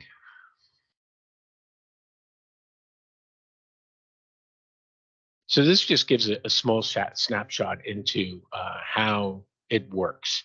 So, and everybody is probably, this is something you can use at home. It doesn't matter what you're doing this with from a human-centered design CX experience. It's all about the idea. What do you need? And it sort of gives, no different than the metro. Go back how many, decades, Metro didn't exist. The capabilities of even having a Metro that ran through electricity and trains, was somebody's maybe a pipe dream. And now they're dreaming of other ways of propelling the infrastructure. So it's the idea, what you're going to do and how you're going to do it. So what we do with our teams as well as our partners, this is where we start that conversation with our customers. We're looking for what that idea is, and we go around the wheel here on the right side of the screen, and we try to figure out if it's feasible. And not all things are feasible, and maybe not all things are worth doing. And I have friends of mine and other colleagues that they love to do automation, RPA, and any other type of automation that you can do within IT. But not everything should be automated. If an event only occurs once a year, why am I automating it? I'm wasting a lot of time and resources on, first and foremost, creating that automation. Now I have to sustain it, and then it takes up resources. So is it truly feasible to do? Is it worth to do? And then go through the entire process of testing it, making sure that it meets the customer's needs. All too often in IT, we throw things over the fence to our customers and say, here you go, this is what you got. Well, we don't function and operate that way. We work in tandem with our customers and our partners to make sure whatever we're creating really meets the customer's needs. And it's really not the basic requirement needs, it's those unmet needs. Something that you didn't think about. Again, it goes back to that idea that making sure that we're really, really deploying something and creating something that's going to be usable from today until all the way out into the future. And a great example of that is a capability that we created for the House of Representatives Executive Committee on China. They track Chinese dissidents, and this is an application that's available worldwide. When we engaged with them, they had an old legacy application. It was really, really running very, very poorly and slowly, had a lot of latency issues and concerns. We re-architected that solution with them from the ground up, migrated them to the cloud, but also invoked our HCD-CX methodology and SAFe methodologies that when we built it, every time we added a feature or function, they looked at it, they blessed it. If they didn't like something that was working on it, we modified it until it met their requirements. Today, they have a robust capability available that's utilized worldwide. And for people who are interested in tracking what's happening in China and dissidents that are being imprisoned. So now they have this fantastic capability. So we hit that deployment stage.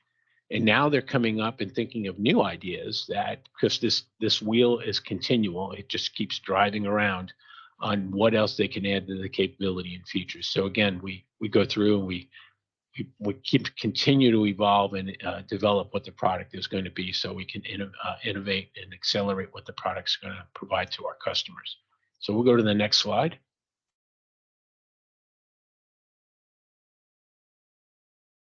And this is a high-level approach. And again, it's more deeper dive. Again, with our partners, we will train whoever we're working with, whether they're, and we partner across the board. Our partners wind up being large companies, small companies, companies with very, very specific software capabilities that we're looking for. But in the exact same time, where you're going to bring you into, into the fold on how we function and how we operate and how we manage ourselves as a team. So our engineering approach is pretty basic. It's standard IEEE. We plan, design, deploy, develop, and do all those great things. But again, we're doing it from that human-centered design approach. And a great example of this is when we deploy servers now. Many years ago, we would just deploy a server and there'd be no thought about, who we're deploying it for. But in reality, the person you're deploying it for, whether it's a member of the security team, a member of the network team, a member of some other organization, let's say HR, they're a customer. And we want to take that time out to make sure that the server that's being deployed is being deployed properly. Now, they may not have an understanding of what the server, how to deploy a server and what it needs to be, but we walk them through that process. We make sure that they understand how to access it, what the pitfalls of that technology might be, and also to make them understanding that how long it's going to take. It's because it just doesn't happen overnight. Or I guess some places it can, depending upon how it's architected. But we also go one step further and we look at security as being one of our customers in this regard. So we work with the security teams to make sure that the server is secured properly. We also work with the network teams. Again, a customer. We're viewing customers across the board now and making sure that they understand when we put this server on what the network might be, what the network needs are going to be. So it's a constant collaborative dance that we're doing across the platform of IT. And I guess maybe dancing with our customers to making sure that they know what we're doing, how we're doing it, and what the outcome is going to be. And this is really, really critical because first and foremost, and starting from the bottom, it really, really minimizes outages. Everybody knows what's happening within that infrastructure, which is really, really critical. It enhances the security. So today, more than ever, and I think everybody on the call probably has, you get to read the newspaper. I don't know if they even exist anymore. Read the news on the internet that, somebody's being hacked or something's being knocked over for whatever reason, and people are taking data from you. Always critical to make sure we have the right infrastructure in place and security measures in place. One of the greatest pieces about how we do the human-centered design piece is transparency. And again, everybody knows what's going on. All of the stakeholders are ingrained into the communications that we have going out. Reduces risk across the board. And then last, and again, sometimes I look at these slides and they should be flipped around, but this really, really improves quality. It makes sure that the customer, and it goes back to the first thing I said a little while ago, is that the tail is no longer wagging the dog. They, as our customers, the people who are driving the need for IT, are really dictating what's going on, and we're providing that quality back to them. So next slide, please. So again, this is just a general overview of how we function and how we operate. So the IT operations lifecycle. And again, if there's nothing earth-shattering here when it comes from an IT standpoint, we're looking at system sustainment of environments, managing the infrastructure, making sure that configurations are properly deployed. We continue to evolve the infrastructure. We look at continuity of operations for somebody who went through, and all of us have gone probably through some characteristics or aspects of 9/11. I got to deal firsthand with 9/11 support at the House of Representatives for the 16 years building out their continuity services and disaster recovery capabilities. So these features and functions are critical in government, as our the gentleman from Motorola said, if there's an ice storm or something like that, you want to have contingencies in place that when power goes out, something is going to keep the systems running. So these are all critical aspects of what we do as well. And then governance, making sure that we're hitting all those key facets of what's going on as the presidential mandate today, human-centered design, CX, making sure that we're enabling the environment to meet what they're looking for. So again, this is our approach when we deal with our customers, we deal with our partners. This is the overlaying operational capabilities that we deploy and understand. As Tiffany said earlier, we do this today across, I want to say 35 different states. We support the DoD down in Florida, all the way up to supporting servers and installations in a small town in California. And then all the way across the country for USDA, Department of Interior, Department of Labor, and we continue to control our portfolio through a human-centered design, customer experience approach. Tiffany, I'll turn it back over to you.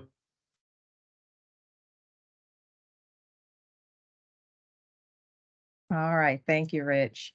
So I saw just one question in the chat, and that was from Bill. So hopefully you got the email. Sorry, just making sure you got the email to get in contact with us. So next slide, kind of like next steps.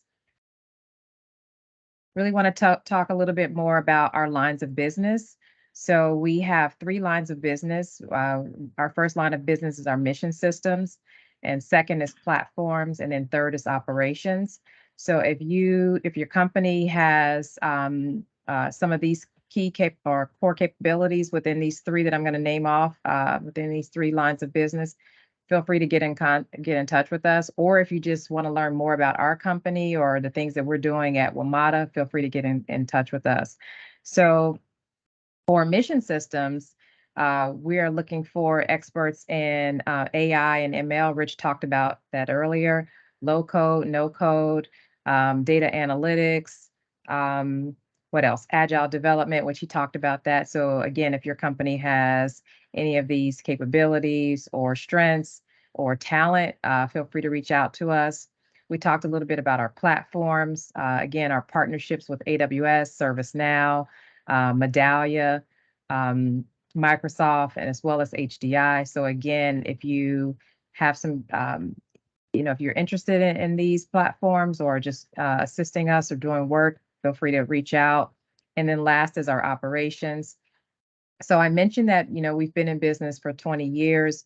We started our business in the service desk, winning service desk contracts.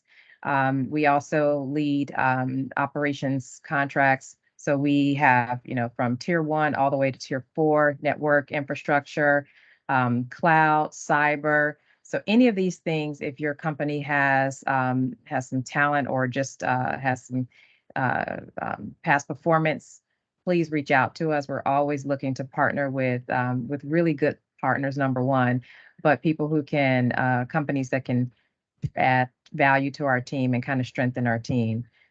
And then last slide, this is just how to get in contact with us. So I did list my email address in here, and I see Daryl has his as well, but you can email us at solutions@newaccess.com. And again, you can reach out to Rich or Daryl or myself. If you have other questions, post this presentation. We'd love to talk to you. Thank you, Michelle and Shanae. Well, thank you so much, Tiffany. We really appreciate you and your team coming through. Look, I definitely want to invite you back. Invite you back again to talk about these great opportunities. I just want to say, Richard, thank you, because that whole systems engineering, the way you explained it, you kept it simple for us non-techie folks, and when you talked about how the development cycle then, goes into the project engineering, that was really good to know. Some people don't always understand all of that. And Tiffany, when you started talking about, the 3 lines of business, I think what that did was give the businesses an idea of the breakdown of how to approach you, to be able to participate in everything. So I really want to thank you guys so much for everything. And I do want to invite you back again to be a part of our series. We really appreciate the partnership. Absolutely. It was a pleasure. We didn't know what to expect as I started. I led with, we are the new kids on the block, but definitely looking forward to the other sessions throughout the year. So thank you again for the opportunity. You are There most was one welcome. question Thank from, you all. from Oh, go one ahead, question Richard. from Alex. Alex was asking if we support HVAC. We actually don't drive that deep into the data center architecture. So critical side of the house, we don't do power, we don't do cooling, and we're not in the construction business. But yeah, we do everything else that's associated with IT, from pulling and grunting cables across the floor or ceiling or wherever it needs to be. But we're not doing the mechanical and electrical.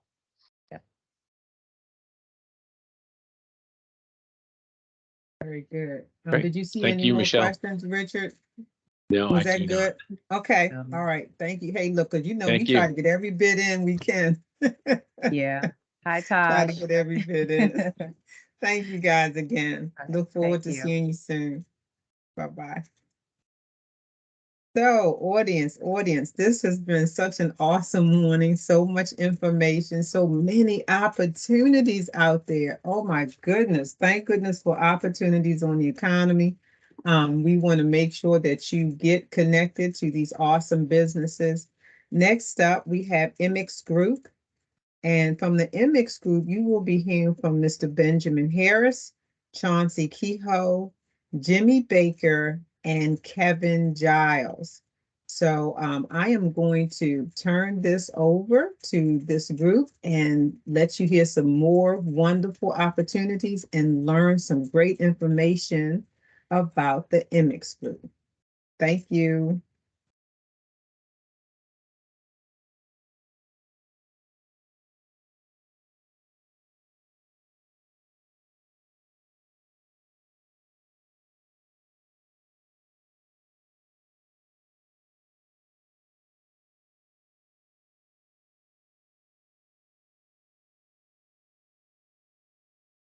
Good morning, Kevin. I see you. Okay. Good morning. I see Benjamin. Morning, everyone. Chauncey. Okay, very good. Missing couple members here. Take your time, get set up.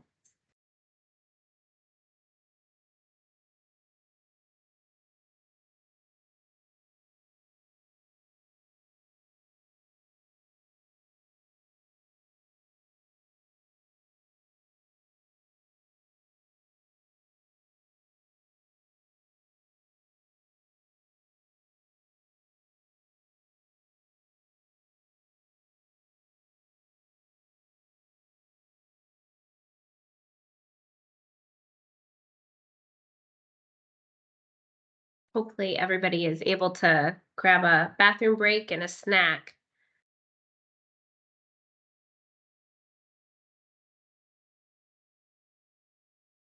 We are just waiting for 2 of our team members to jump on. They are a couple time zones behind us.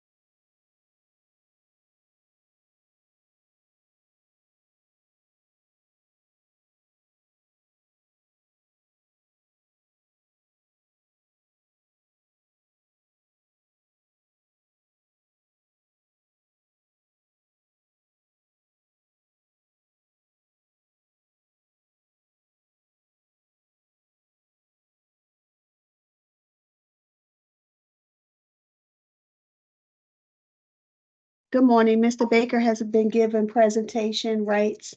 Is there another person that you're waiting for so I can search through the audience? Can you hear me okay now? Yes, I can. All right. We were Sounds like waiting we're in good- for Jessica Wilhelm. Okay, I will look for that name. Thank you. Thank you.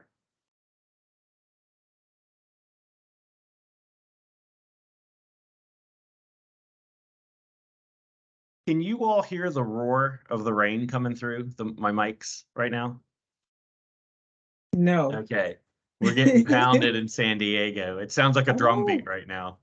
Well, you know, I'm gonna tell you, we do have rain coming in here in the DMV area as well. So between today and then tomorrow, some drenching rain. So I totally understand. Well, even though I'm out west, my heart is a University of Maryland Terrapin where I went to school. So I grew up in the area and have a lot of love for it.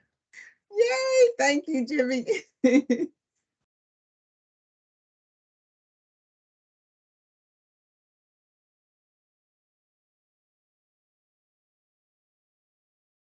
Okay, it looks like Jessica Wilhelm is coming in. She is Yep. going to be driving our slides. So if Okay, there's a way very to give good. her access. Not a problem, Chauncey.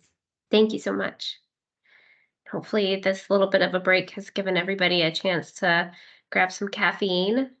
I Exactly. promise when we get to the contract section, I won't make everybody go to sleep. Let me tell you, people love to anticipate that section, believe me. Hey, and just a quick question too. The audience, is it DMV only or is it DC? Is it beyond? It can be Good. beyond, Okay, yes. I'm Because gonna welcome both of when them we in that send then. out our invites, we send it out to all 1,000 and something certified businesses that we have, as well as we send it out to all of the participating organizations that support small businesses that we are partnering with. So, you know, it's a wide reach. Jessica, you have presenting rights. You can unmute. Hi, everybody. Good morning. Hi, Jessica. Good morning, Jessica. Good Welcome. morning. Thank you. All right. Can everybody see my screen? Yeah. Yep.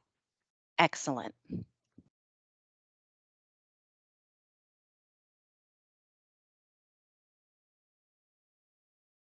Feel free to take it away, Amy. Are we, tell me when we're live and I'll go ahead and go. I think we're Yeah, ready. we're live. We've been live the whole time. Okay, fantastic. Good morning, good afternoon. I want to welcome everyone from the Washington, D.C. metro area. Well, it's from around the Beltway. We have a number of people that are tuning in from all over the country. So welcome today. I want to take a minute, if we can go to the next slide, just to go over a few housekeeping items. I will tell you all, get your keyboards, your pads, your pencils ready. This presentation is chock full of data. There's going to be a lot of information that we're going to go over in the next 20, 25 minutes. We're going to talk about contracts. We're going to talk about how you do market intelligence. We're going to talk about tactics. We will take questions at the end of today's event. And so with that, let me just take a moment. I'd like my team to introduce themselves. I'm going to go from left to right on my screen. As I mentioned, I'm Jimmy Baker. I'm a marketing strategist for the public sector channel with Arrow Electronics. Chauncey, kindly introduce yourself to the audience. Hey there, Chauncey Kehoe. I run our state local education contracts program. I've been with IMIX for about 10 years. Thank you, Chauncey. Benjamin, kindly introduce yourself. Hi, everyone. I am Benjamin Harris. I'm our SLED Market Intelligence Manager for IMIX Group. I've been doing market intelligence in the public sector for the past 6 years now. Fantastic.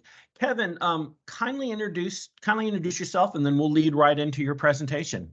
Awesome. Thank you. I am Kevin Giles. I'm Director of Sales for all of our supplier business here at IMIX. I've been in the working in the federal government over 25 years, and I've been here at IMIX for 5 months.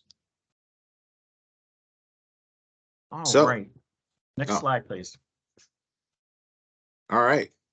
Well, as I just mentioned, I run all our supplier sales here at IMIX Group. IMIX Group's been in business over 20 years. IMIX Group is specifically focused on the public sector business. We were acquired in 2015. So if you're familiar with Arrow, we are a subdivision within Arrow, primarily focusing on public sector business. We have a number of contracts, state and local, and our headquarters, or at least our office, is right there in McLean, Virginia. So I'm also a DC resident. So obviously I've been around the Beltway for a number of years, and would love to talk to you guys about some of the other things that we're doing. So next slide.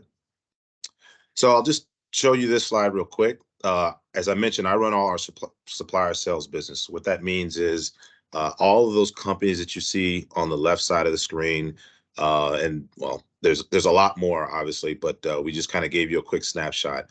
I have a whole team of folks that are responsible for doing all the distribution for these companies.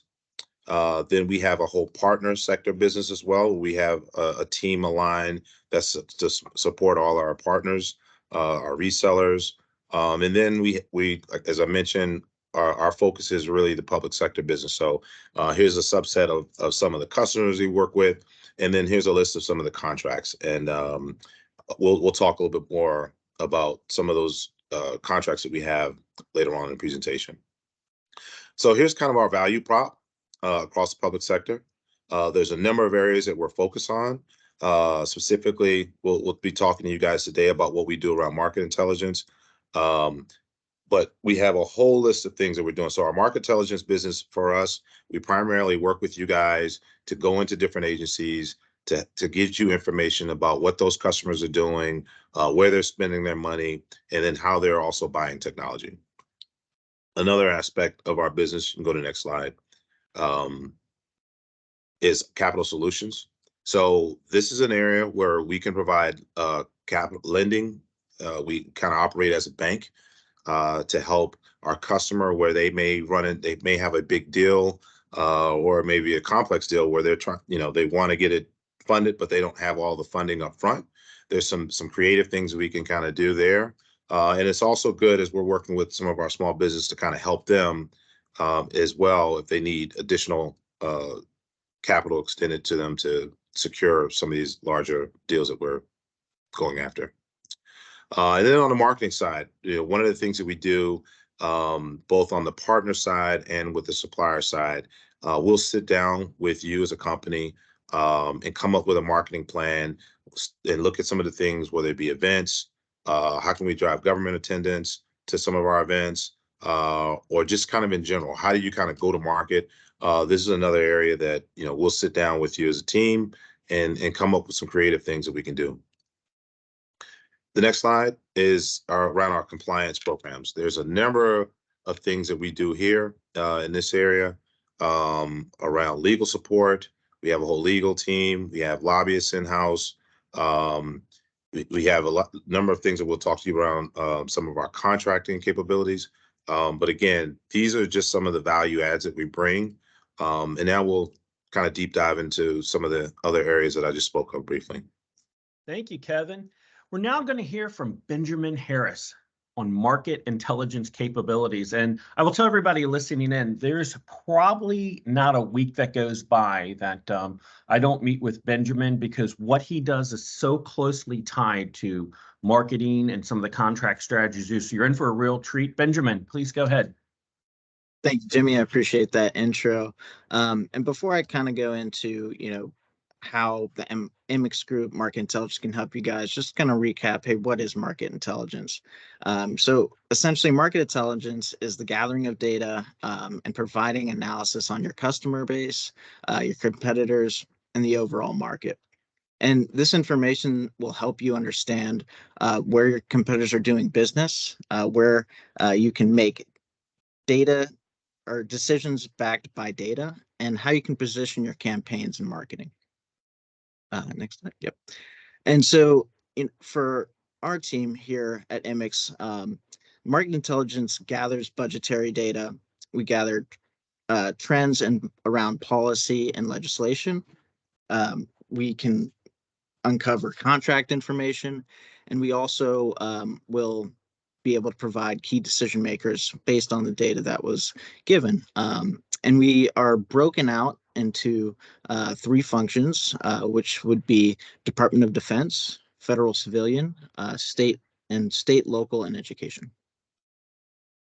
So some of the offerings that we can provide will be account profiles. And what these account profiles will do, will break down an agency or jurisdiction by showing you significant budget items, top contracts, major contractors involved, and trends influencing IT procurement. Additionally, we can provide a sales pipeline analysis, which will act as your starting point that will help you understand how to prioritize campaign targets. And then we can also show you the total addressable market through contracts coming up for recompete and through new opportunities. And then additionally, we can also do some competitive takeout campaigns where we'll uncover and identify where your competition is installed. Additionally, we can do timeline analysis and planning, which will determine agency buying patterns and help you understand when is it the right time to set up a campaign based on when an agency is buying.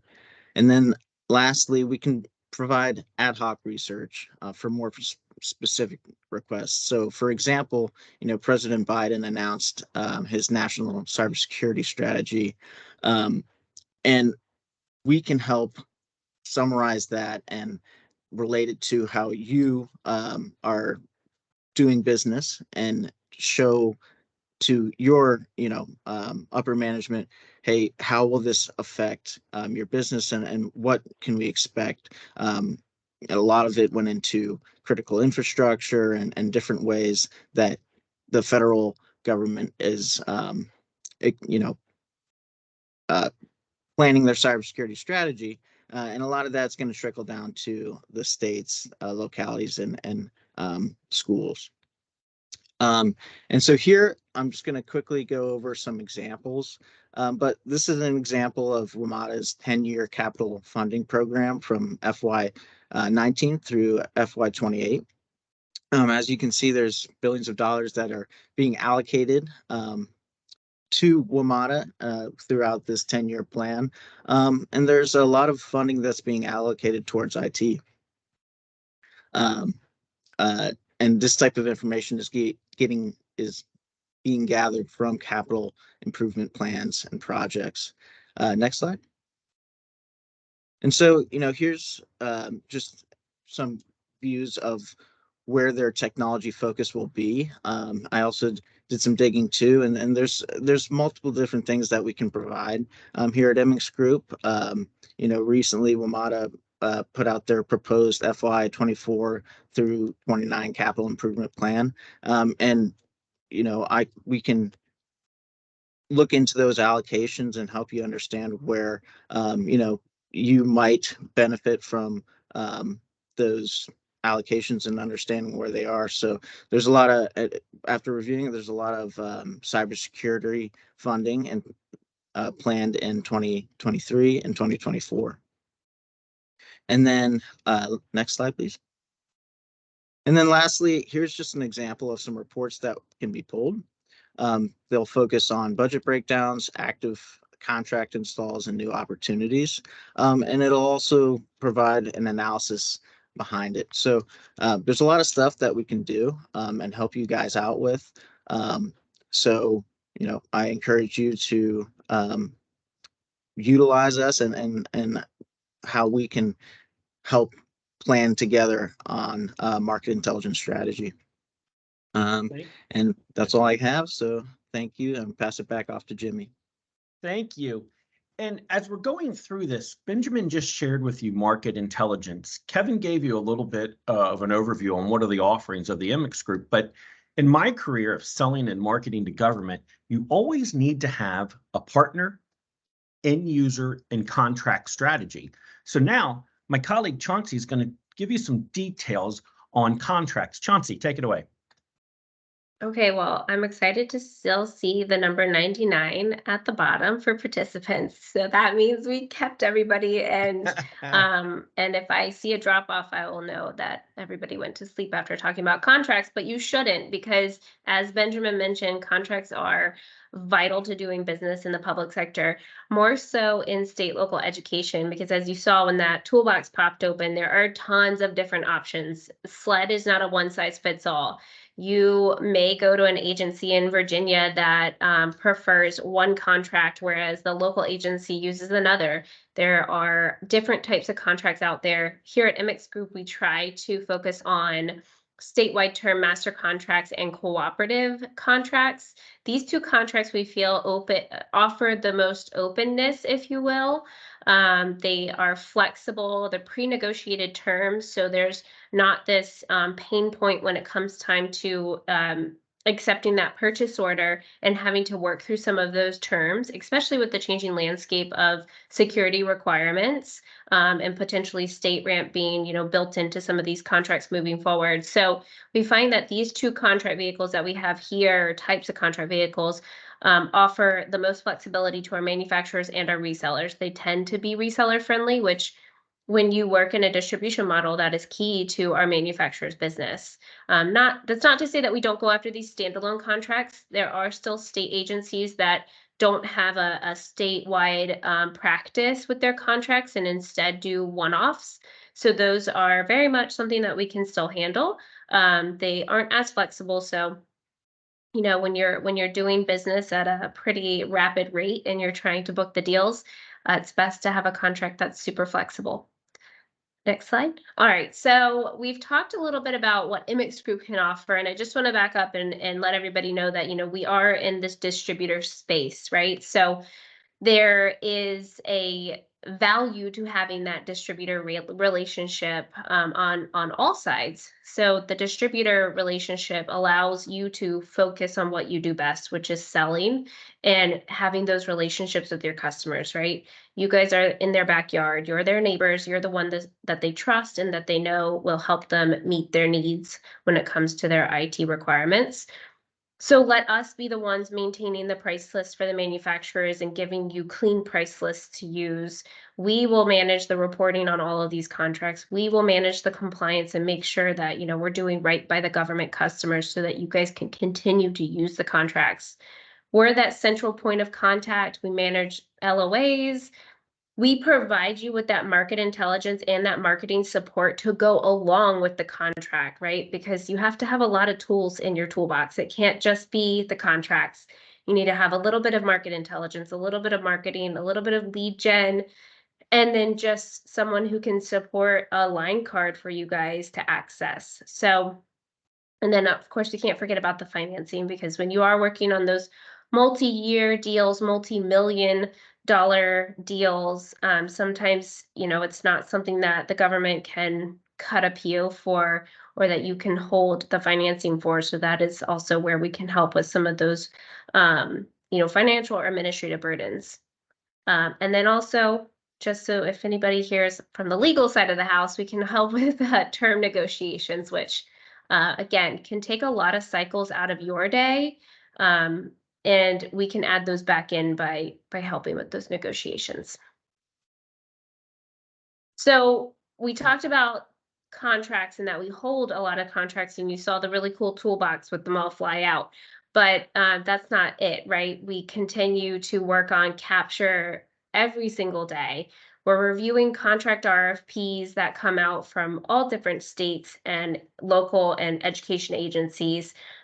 So if there is something that is of interest, but you don't have the resources or the bandwidth or the desire to hold the contract yourself, you can always come to distribution and see if it's something that we can help with.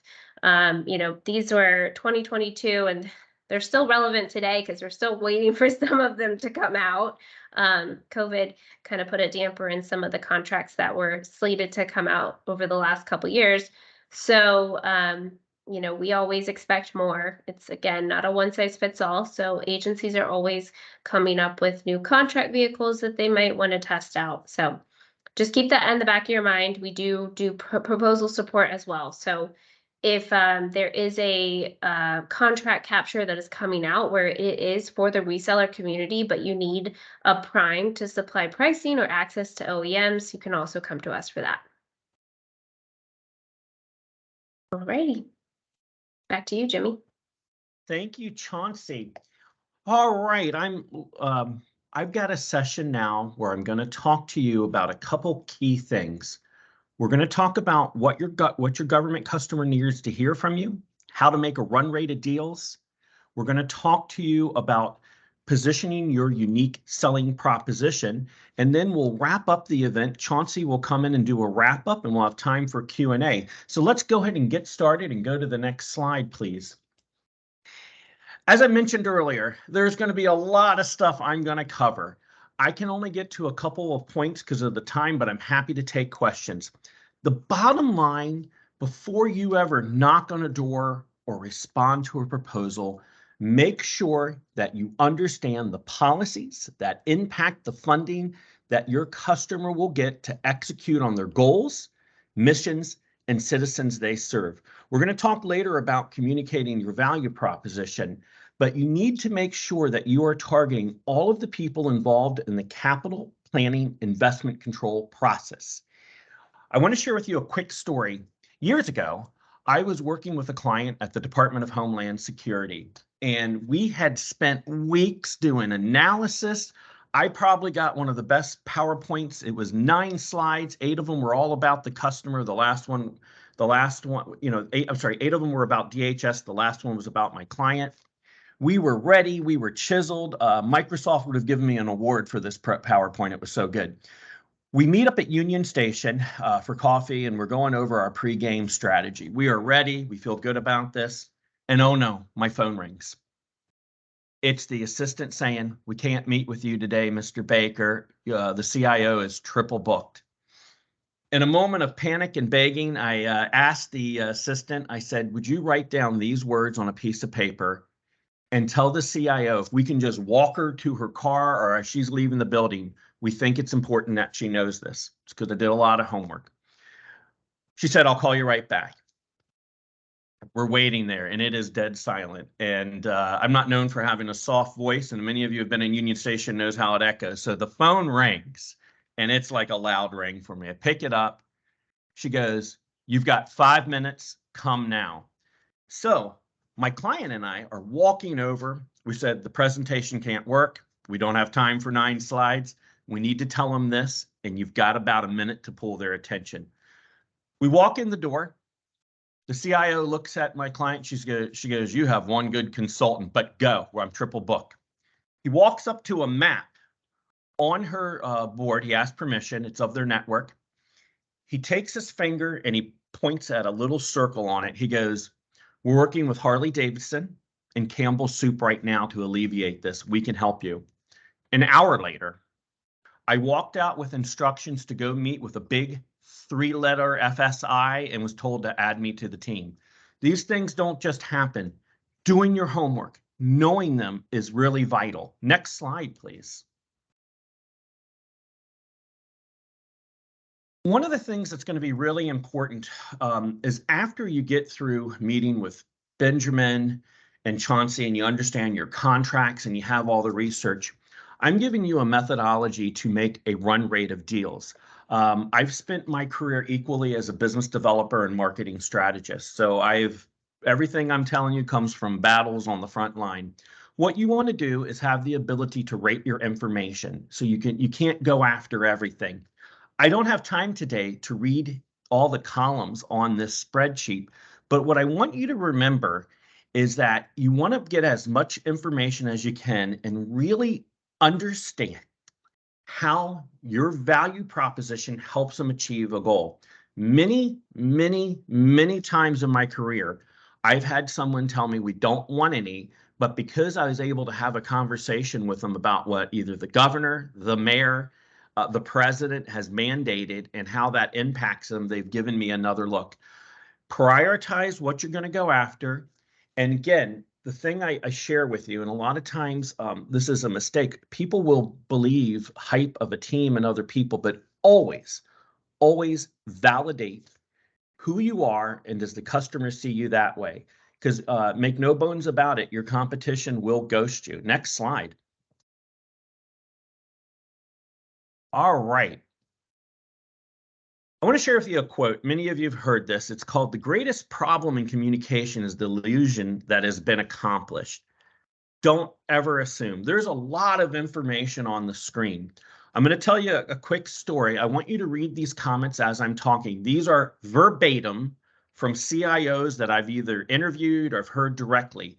And this is what they don't want from you. So do the opposite of this. Yes. Hey, Jim, didn't want to cut you off. I just want to make sure everyone can see the slides right now.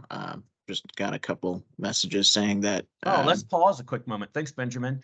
Can we get someone to give me an emoji or so? Oh, we're thumbs up. We can see it. All right. Yep, I could see it the whole time. Perfect, Okay. perfect. Great, Well, thank you. Let me get back to the story. In addition to doing business and development and marketing, I took a hiatus and I worked for government for 4 years. One day we had someone coming in, this was not that long ago, and they were a CASB provider, and they came in to meet with me and the CIO team, and I got to sit in on the call. They had a wonderful presentation. About halfway through the presentation, our CIO looked at him. He goes, "Would you like to know what problems that we're having here?" the person, and I'm smiling when I say this, and he was sincere. He wasn't at all a mean person. He goes, well, let me get through my presentation first, and then we can talk about that.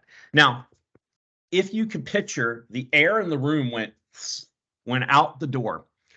They finished doing the presentation. The salespeople tried to survive that. And when we got out, you can imagine the conversations. If your customer wants to open up to you and let you learn more, do this. If you've heard things about them, if you've read audit reports of what's going on in there, and I have other stories that I can't share today, but I can share with you how, you know, we've closed deals through audit reports just by understanding the problem and listening. Let's go to the next slide, please. All right, this is a very, very important slide. I've gotten asked often in my career, is there low-hanging fruit in government? The answer is no. There's smart hanging fruit, and you need to know where to look. I've shared with you 2 strategies for you to help communicate your value proposition. I spent many years on the phones calling into government. I will tell you that these things work. And I want to have one takeaway from this. You're going to hear this repeated. The greatest problem in communication is the illusion that it has been accomplished. One of the things I learned early on in my career is Dr. Albert Mehrabian's 7-38-55 principle. When you talk, and you've done this to me today, you've probably made over 35 conscious and unconscious impressions in under 14 seconds. 7% of what you communicate comes from the spoken word. 38 is your voice and sound.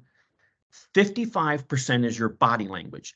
It is really important that when you talk to someone, when you shake hands, when you present to them, that you take that into account. The other thing is that when you're trying to get a hold of people, we're all inundated with information today. There is so much out there, and people appreciate if you send them a calendar invite. They appreciate if you put an agenda in. If you reach out to someone on LinkedIn, just don't send an invite. Tell them in a sentence why you're connecting with them. You'll be surprised how people respond if you get down to the, to what I call bluff, bottom line up front right away. It's appreciated by busy people. So remember that when you're communicating. We're going to go to the next slide right before we wrap up. And I want to chime in again. The greatest problem in communication is the illusion that has been accomplished. What you need to think about are a couple things. My opinion is that marketing has a couple of roles. Marketing should be creating an awareness and speaking a voice into a demographic. It also should have an ROI to create lead gen for you. One of the things that you want to be mindful of is that I would probably gear my marketing to go after lobbyists to understand what's happening in those spaces. I would also look at when you market pre and post RFP. Government goes into a blackout period where they cannot communicate with you. But remember, your competition is ghosting you. They're doing the analysis on you. And so what you need to understand, if you're responding to a typical proposal, make sure, section C, K, M, and L are concise. Make sure everyone on your team has a messaging and understand why you're in there. A quick moment before I wrap up. I was once sitting in a red team and pink team review, 2 concurrent sessions out on a big integrator out on Route 28. And they came up with a theme for the event. We try harder, and everyone bought into it. It was great. So I asked the question, did we validate our unique selling proposition? And this is a really, really, really large deal at the Department of Education. They're like, yeah, we've done this and this and this. And so I get out to my truck and I get this call and it's like, Jimmy, what are you talking about? And one of the things when you communicate your value proposition, don't be afraid to make sure that people agree with you or disagree.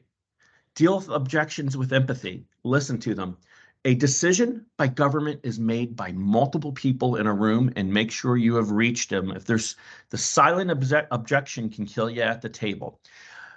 These are strategies that you can use. There are a lot of studies out there that show that these are very, very good tactics to do. And I've given you some feedback on your messaging. And with that, I'm going to wrap up my presentation. I'm going to hand things back over to my wonderful colleague Chauncey, and she's going to do a recap of everything that we talked about. And again, thank you for listening. All right, guys.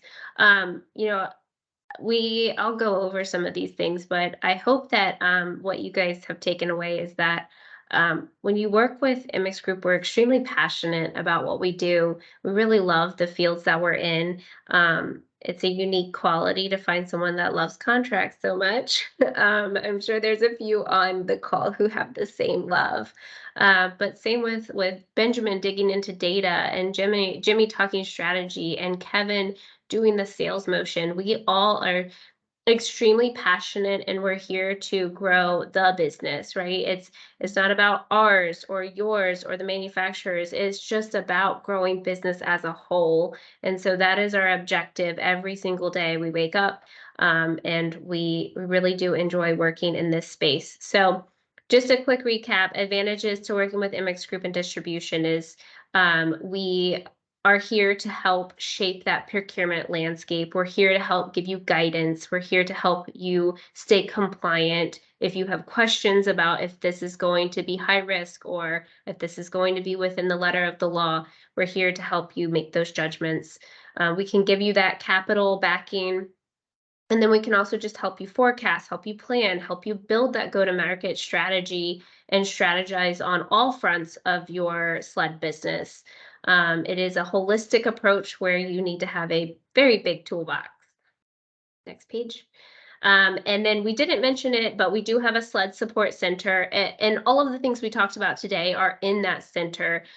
Each one of us own a piece of this little bubble right here. And we all have a team that helps back us. So you're getting that full court press for sure. Next slide. All right, resources. So we did put, Jessica, thank you for putting email addresses in the chat, but we will also, I believe this presentation will be made available to you all. If at the end of the day you can't access any of these email addresses, there's one that's super easy to remember. It's sled@mxgroup.com. That will reach all of us in some way, shape, or form. And then if you do need access to our contract vehicles, go ahead and ask us about our contract cheat sheet in that email when you reach out to us, and we'll show you what we can offer. Thank you guys so much for your time and patience. We are going to give you back some time after questions, I believe, because I think we're running a smidge ahead of schedule. So we'll go ahead and open it up to questions.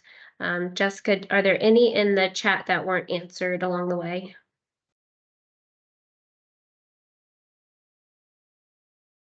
Jess, you might still be on mute. I was sorry about that. Hey, Chauncey, Jessica, I just want to thank everyone for the kind words in the chat. That means a lot, because we put some hard work into hopefully delivering you guys a good presentation. So thank you for the kind words. It's much appreciated by me and the team. Yes. All right. Well, it looks like we have a question that says, do you all help write the contracts or just negotiate contracts? So we'll give that to Chauncey. Sure.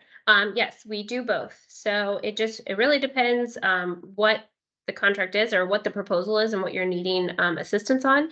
There are, some larger federal projects that are coming out, and we have resellers reach out to us to help put together their pricing response, as well as look at some of the terms to see if we can help alleviate some of the pain points there.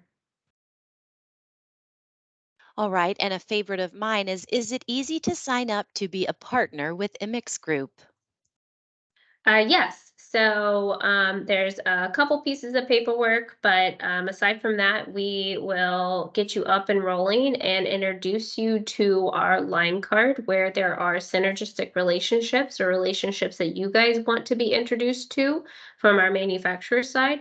We're happy to do that. We actually did a fun speed dating event, if you will, back in the day when CDM came out, with all of the big system integrators and our manufacturers. So we do something similar, but on a smaller scale with our resellers. Thank you, Chauncey.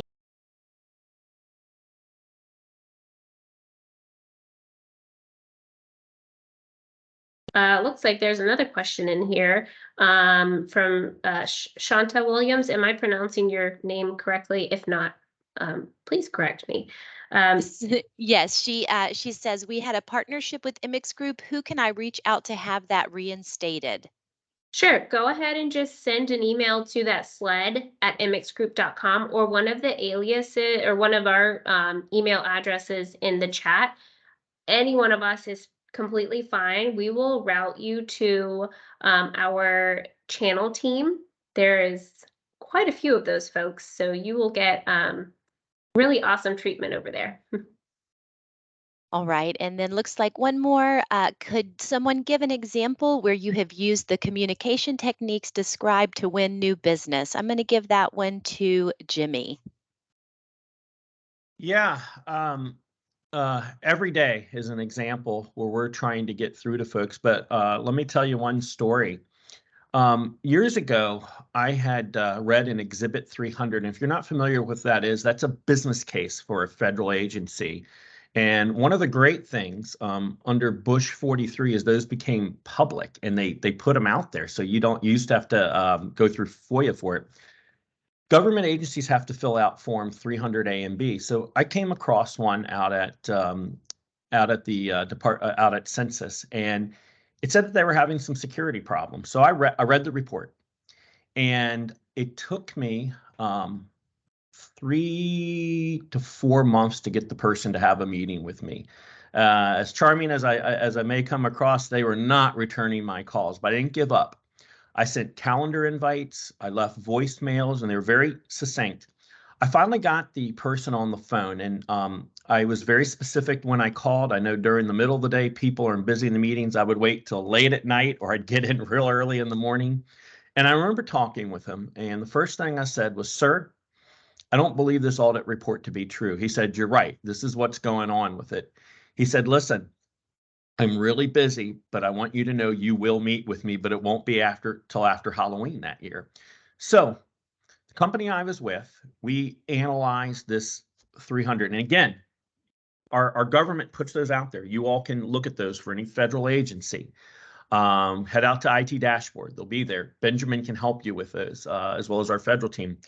When we prepared for the meeting, and what we did is we created a visual graphic to illustrate a highlighted yellow area of how we solved a problem. Now, this doesn't always happen in life, but it did that day. The person really liked it. He asked if he could keep the handout to show other people on his team. So you talk about advertising and marketing. That's the best advertising you can get. He said that he was going to go through GSA and asked us an opinion on some things they were writing. It was a really exciting time. We ended up closing about $1 million through GSA on that opportunity. But my point to you is that we analyzed, we were patient, we understood the problem, and we came in there doing that. And I try to do that every day. And I will tell you this, folks, you don't know something, don't be afraid to ask. Say, and what I always do when I present to people is I put a slide together that's about them and what I think the challenges are. But if you read, there's always in state, there's IT strategies. You can look at most organizations have an auditing arm, and you can look at that and you can communicate to people. And again, 0 in, they're going to remember 1 or 2 things that you said. Make sure you repeat that over and over again during your presentation. So I hope that answered your question. If it didn't, I'm happy to take it offline and chat with you a little bit more. My email is part of the presentation. You can certainly reach out to me. Thank you, Jimmy. Well, thanks everyone for your time. We're going to give you, I think, some minutes back in your day, which hopefully that helps. I know everybody is pretty busy these days. If you do have any questions, please feel free to follow up. And thank you so much for this opportunity. Well, I want to say thank you. I have to go a big applause for Immix Group because you guys gave out such great information. Now, I'm going to tell you, this is my first time getting this type of information, and I'm like, oh, I could probably use some of that myself. So I'm like, okay, I'm like wild and I'm floored because it's always good when you hear something new and something different and you can actually use it. Right now, Chauncey, the part about contracts was not boring. Believe me, anything that deals with contracts, people really do want to hear about. You know, when you talked about the three different types of the contracts, when you was talking about the standalone, the cooperative, and you know, the statewide, you were so on point. My prior job, I was with the Maryland Department of Transportation, the Transportation Authority, and we did tunnels, tolls, and bridges. And our procurement team used a lot of that. So you were spot on. I just want to thank all of you guys for such an amazing presentation. And I'm definitely, come on, going to invite you back. So I'm just letting you know that I'm giving you the heads up, you know, as we put the teams together for the different series that we have each year. This is our signature series, and I definitely want to keep you on the rotation list, guys. Well, thank you. We so appreciate the opportunity and look forward to talking with you all more and the businesses around the Beltway and then some. All right. Thank you so much. Thank you for and the have opportunity. a great rest of your day. Thanks, too. Jimmy. Be well. Thank Bye. you. See you guys. Thank you, Benjamin and Kevin. Thank you so much. And Jessica, thank you for doing our awesome behind the scenes. You are so welcome. So, audience, I want to thank you guys for attending our signature presentation, Meet the Primes today. I want to thank my team, my small business office programs, certification and outreach team for an amazing job. They do such hard work putting all of this together for everyone. I want to thank the Primes today, Kiewit, Motorola, New Access, and of course, our last presentation, MNIX Group. Remember, certification is the key to participation, and we do look forward to your certification applications coming in for our programs. And those programs are the DBE program, SBE program, our new minority business program, our micro and small business program. So we really look forward to your participation in that. Our next outreach will be on March the 27th, 2023. It is the third part of our Volume 3 business series, Winning Government Projects. We do look forward to you guys, you know, being a part of that. And then after that, our first one in April will be on April the 4th, and then that'll be another business series. Thank you so much for everything. As it was stated throughout today's presentation, we will be sending the deck out to you of these amazing presentations. And hey, stay with us. WMATA is looking forward to your participation and your partnerships. Have a great rest of your day, everyone. Bye-bye.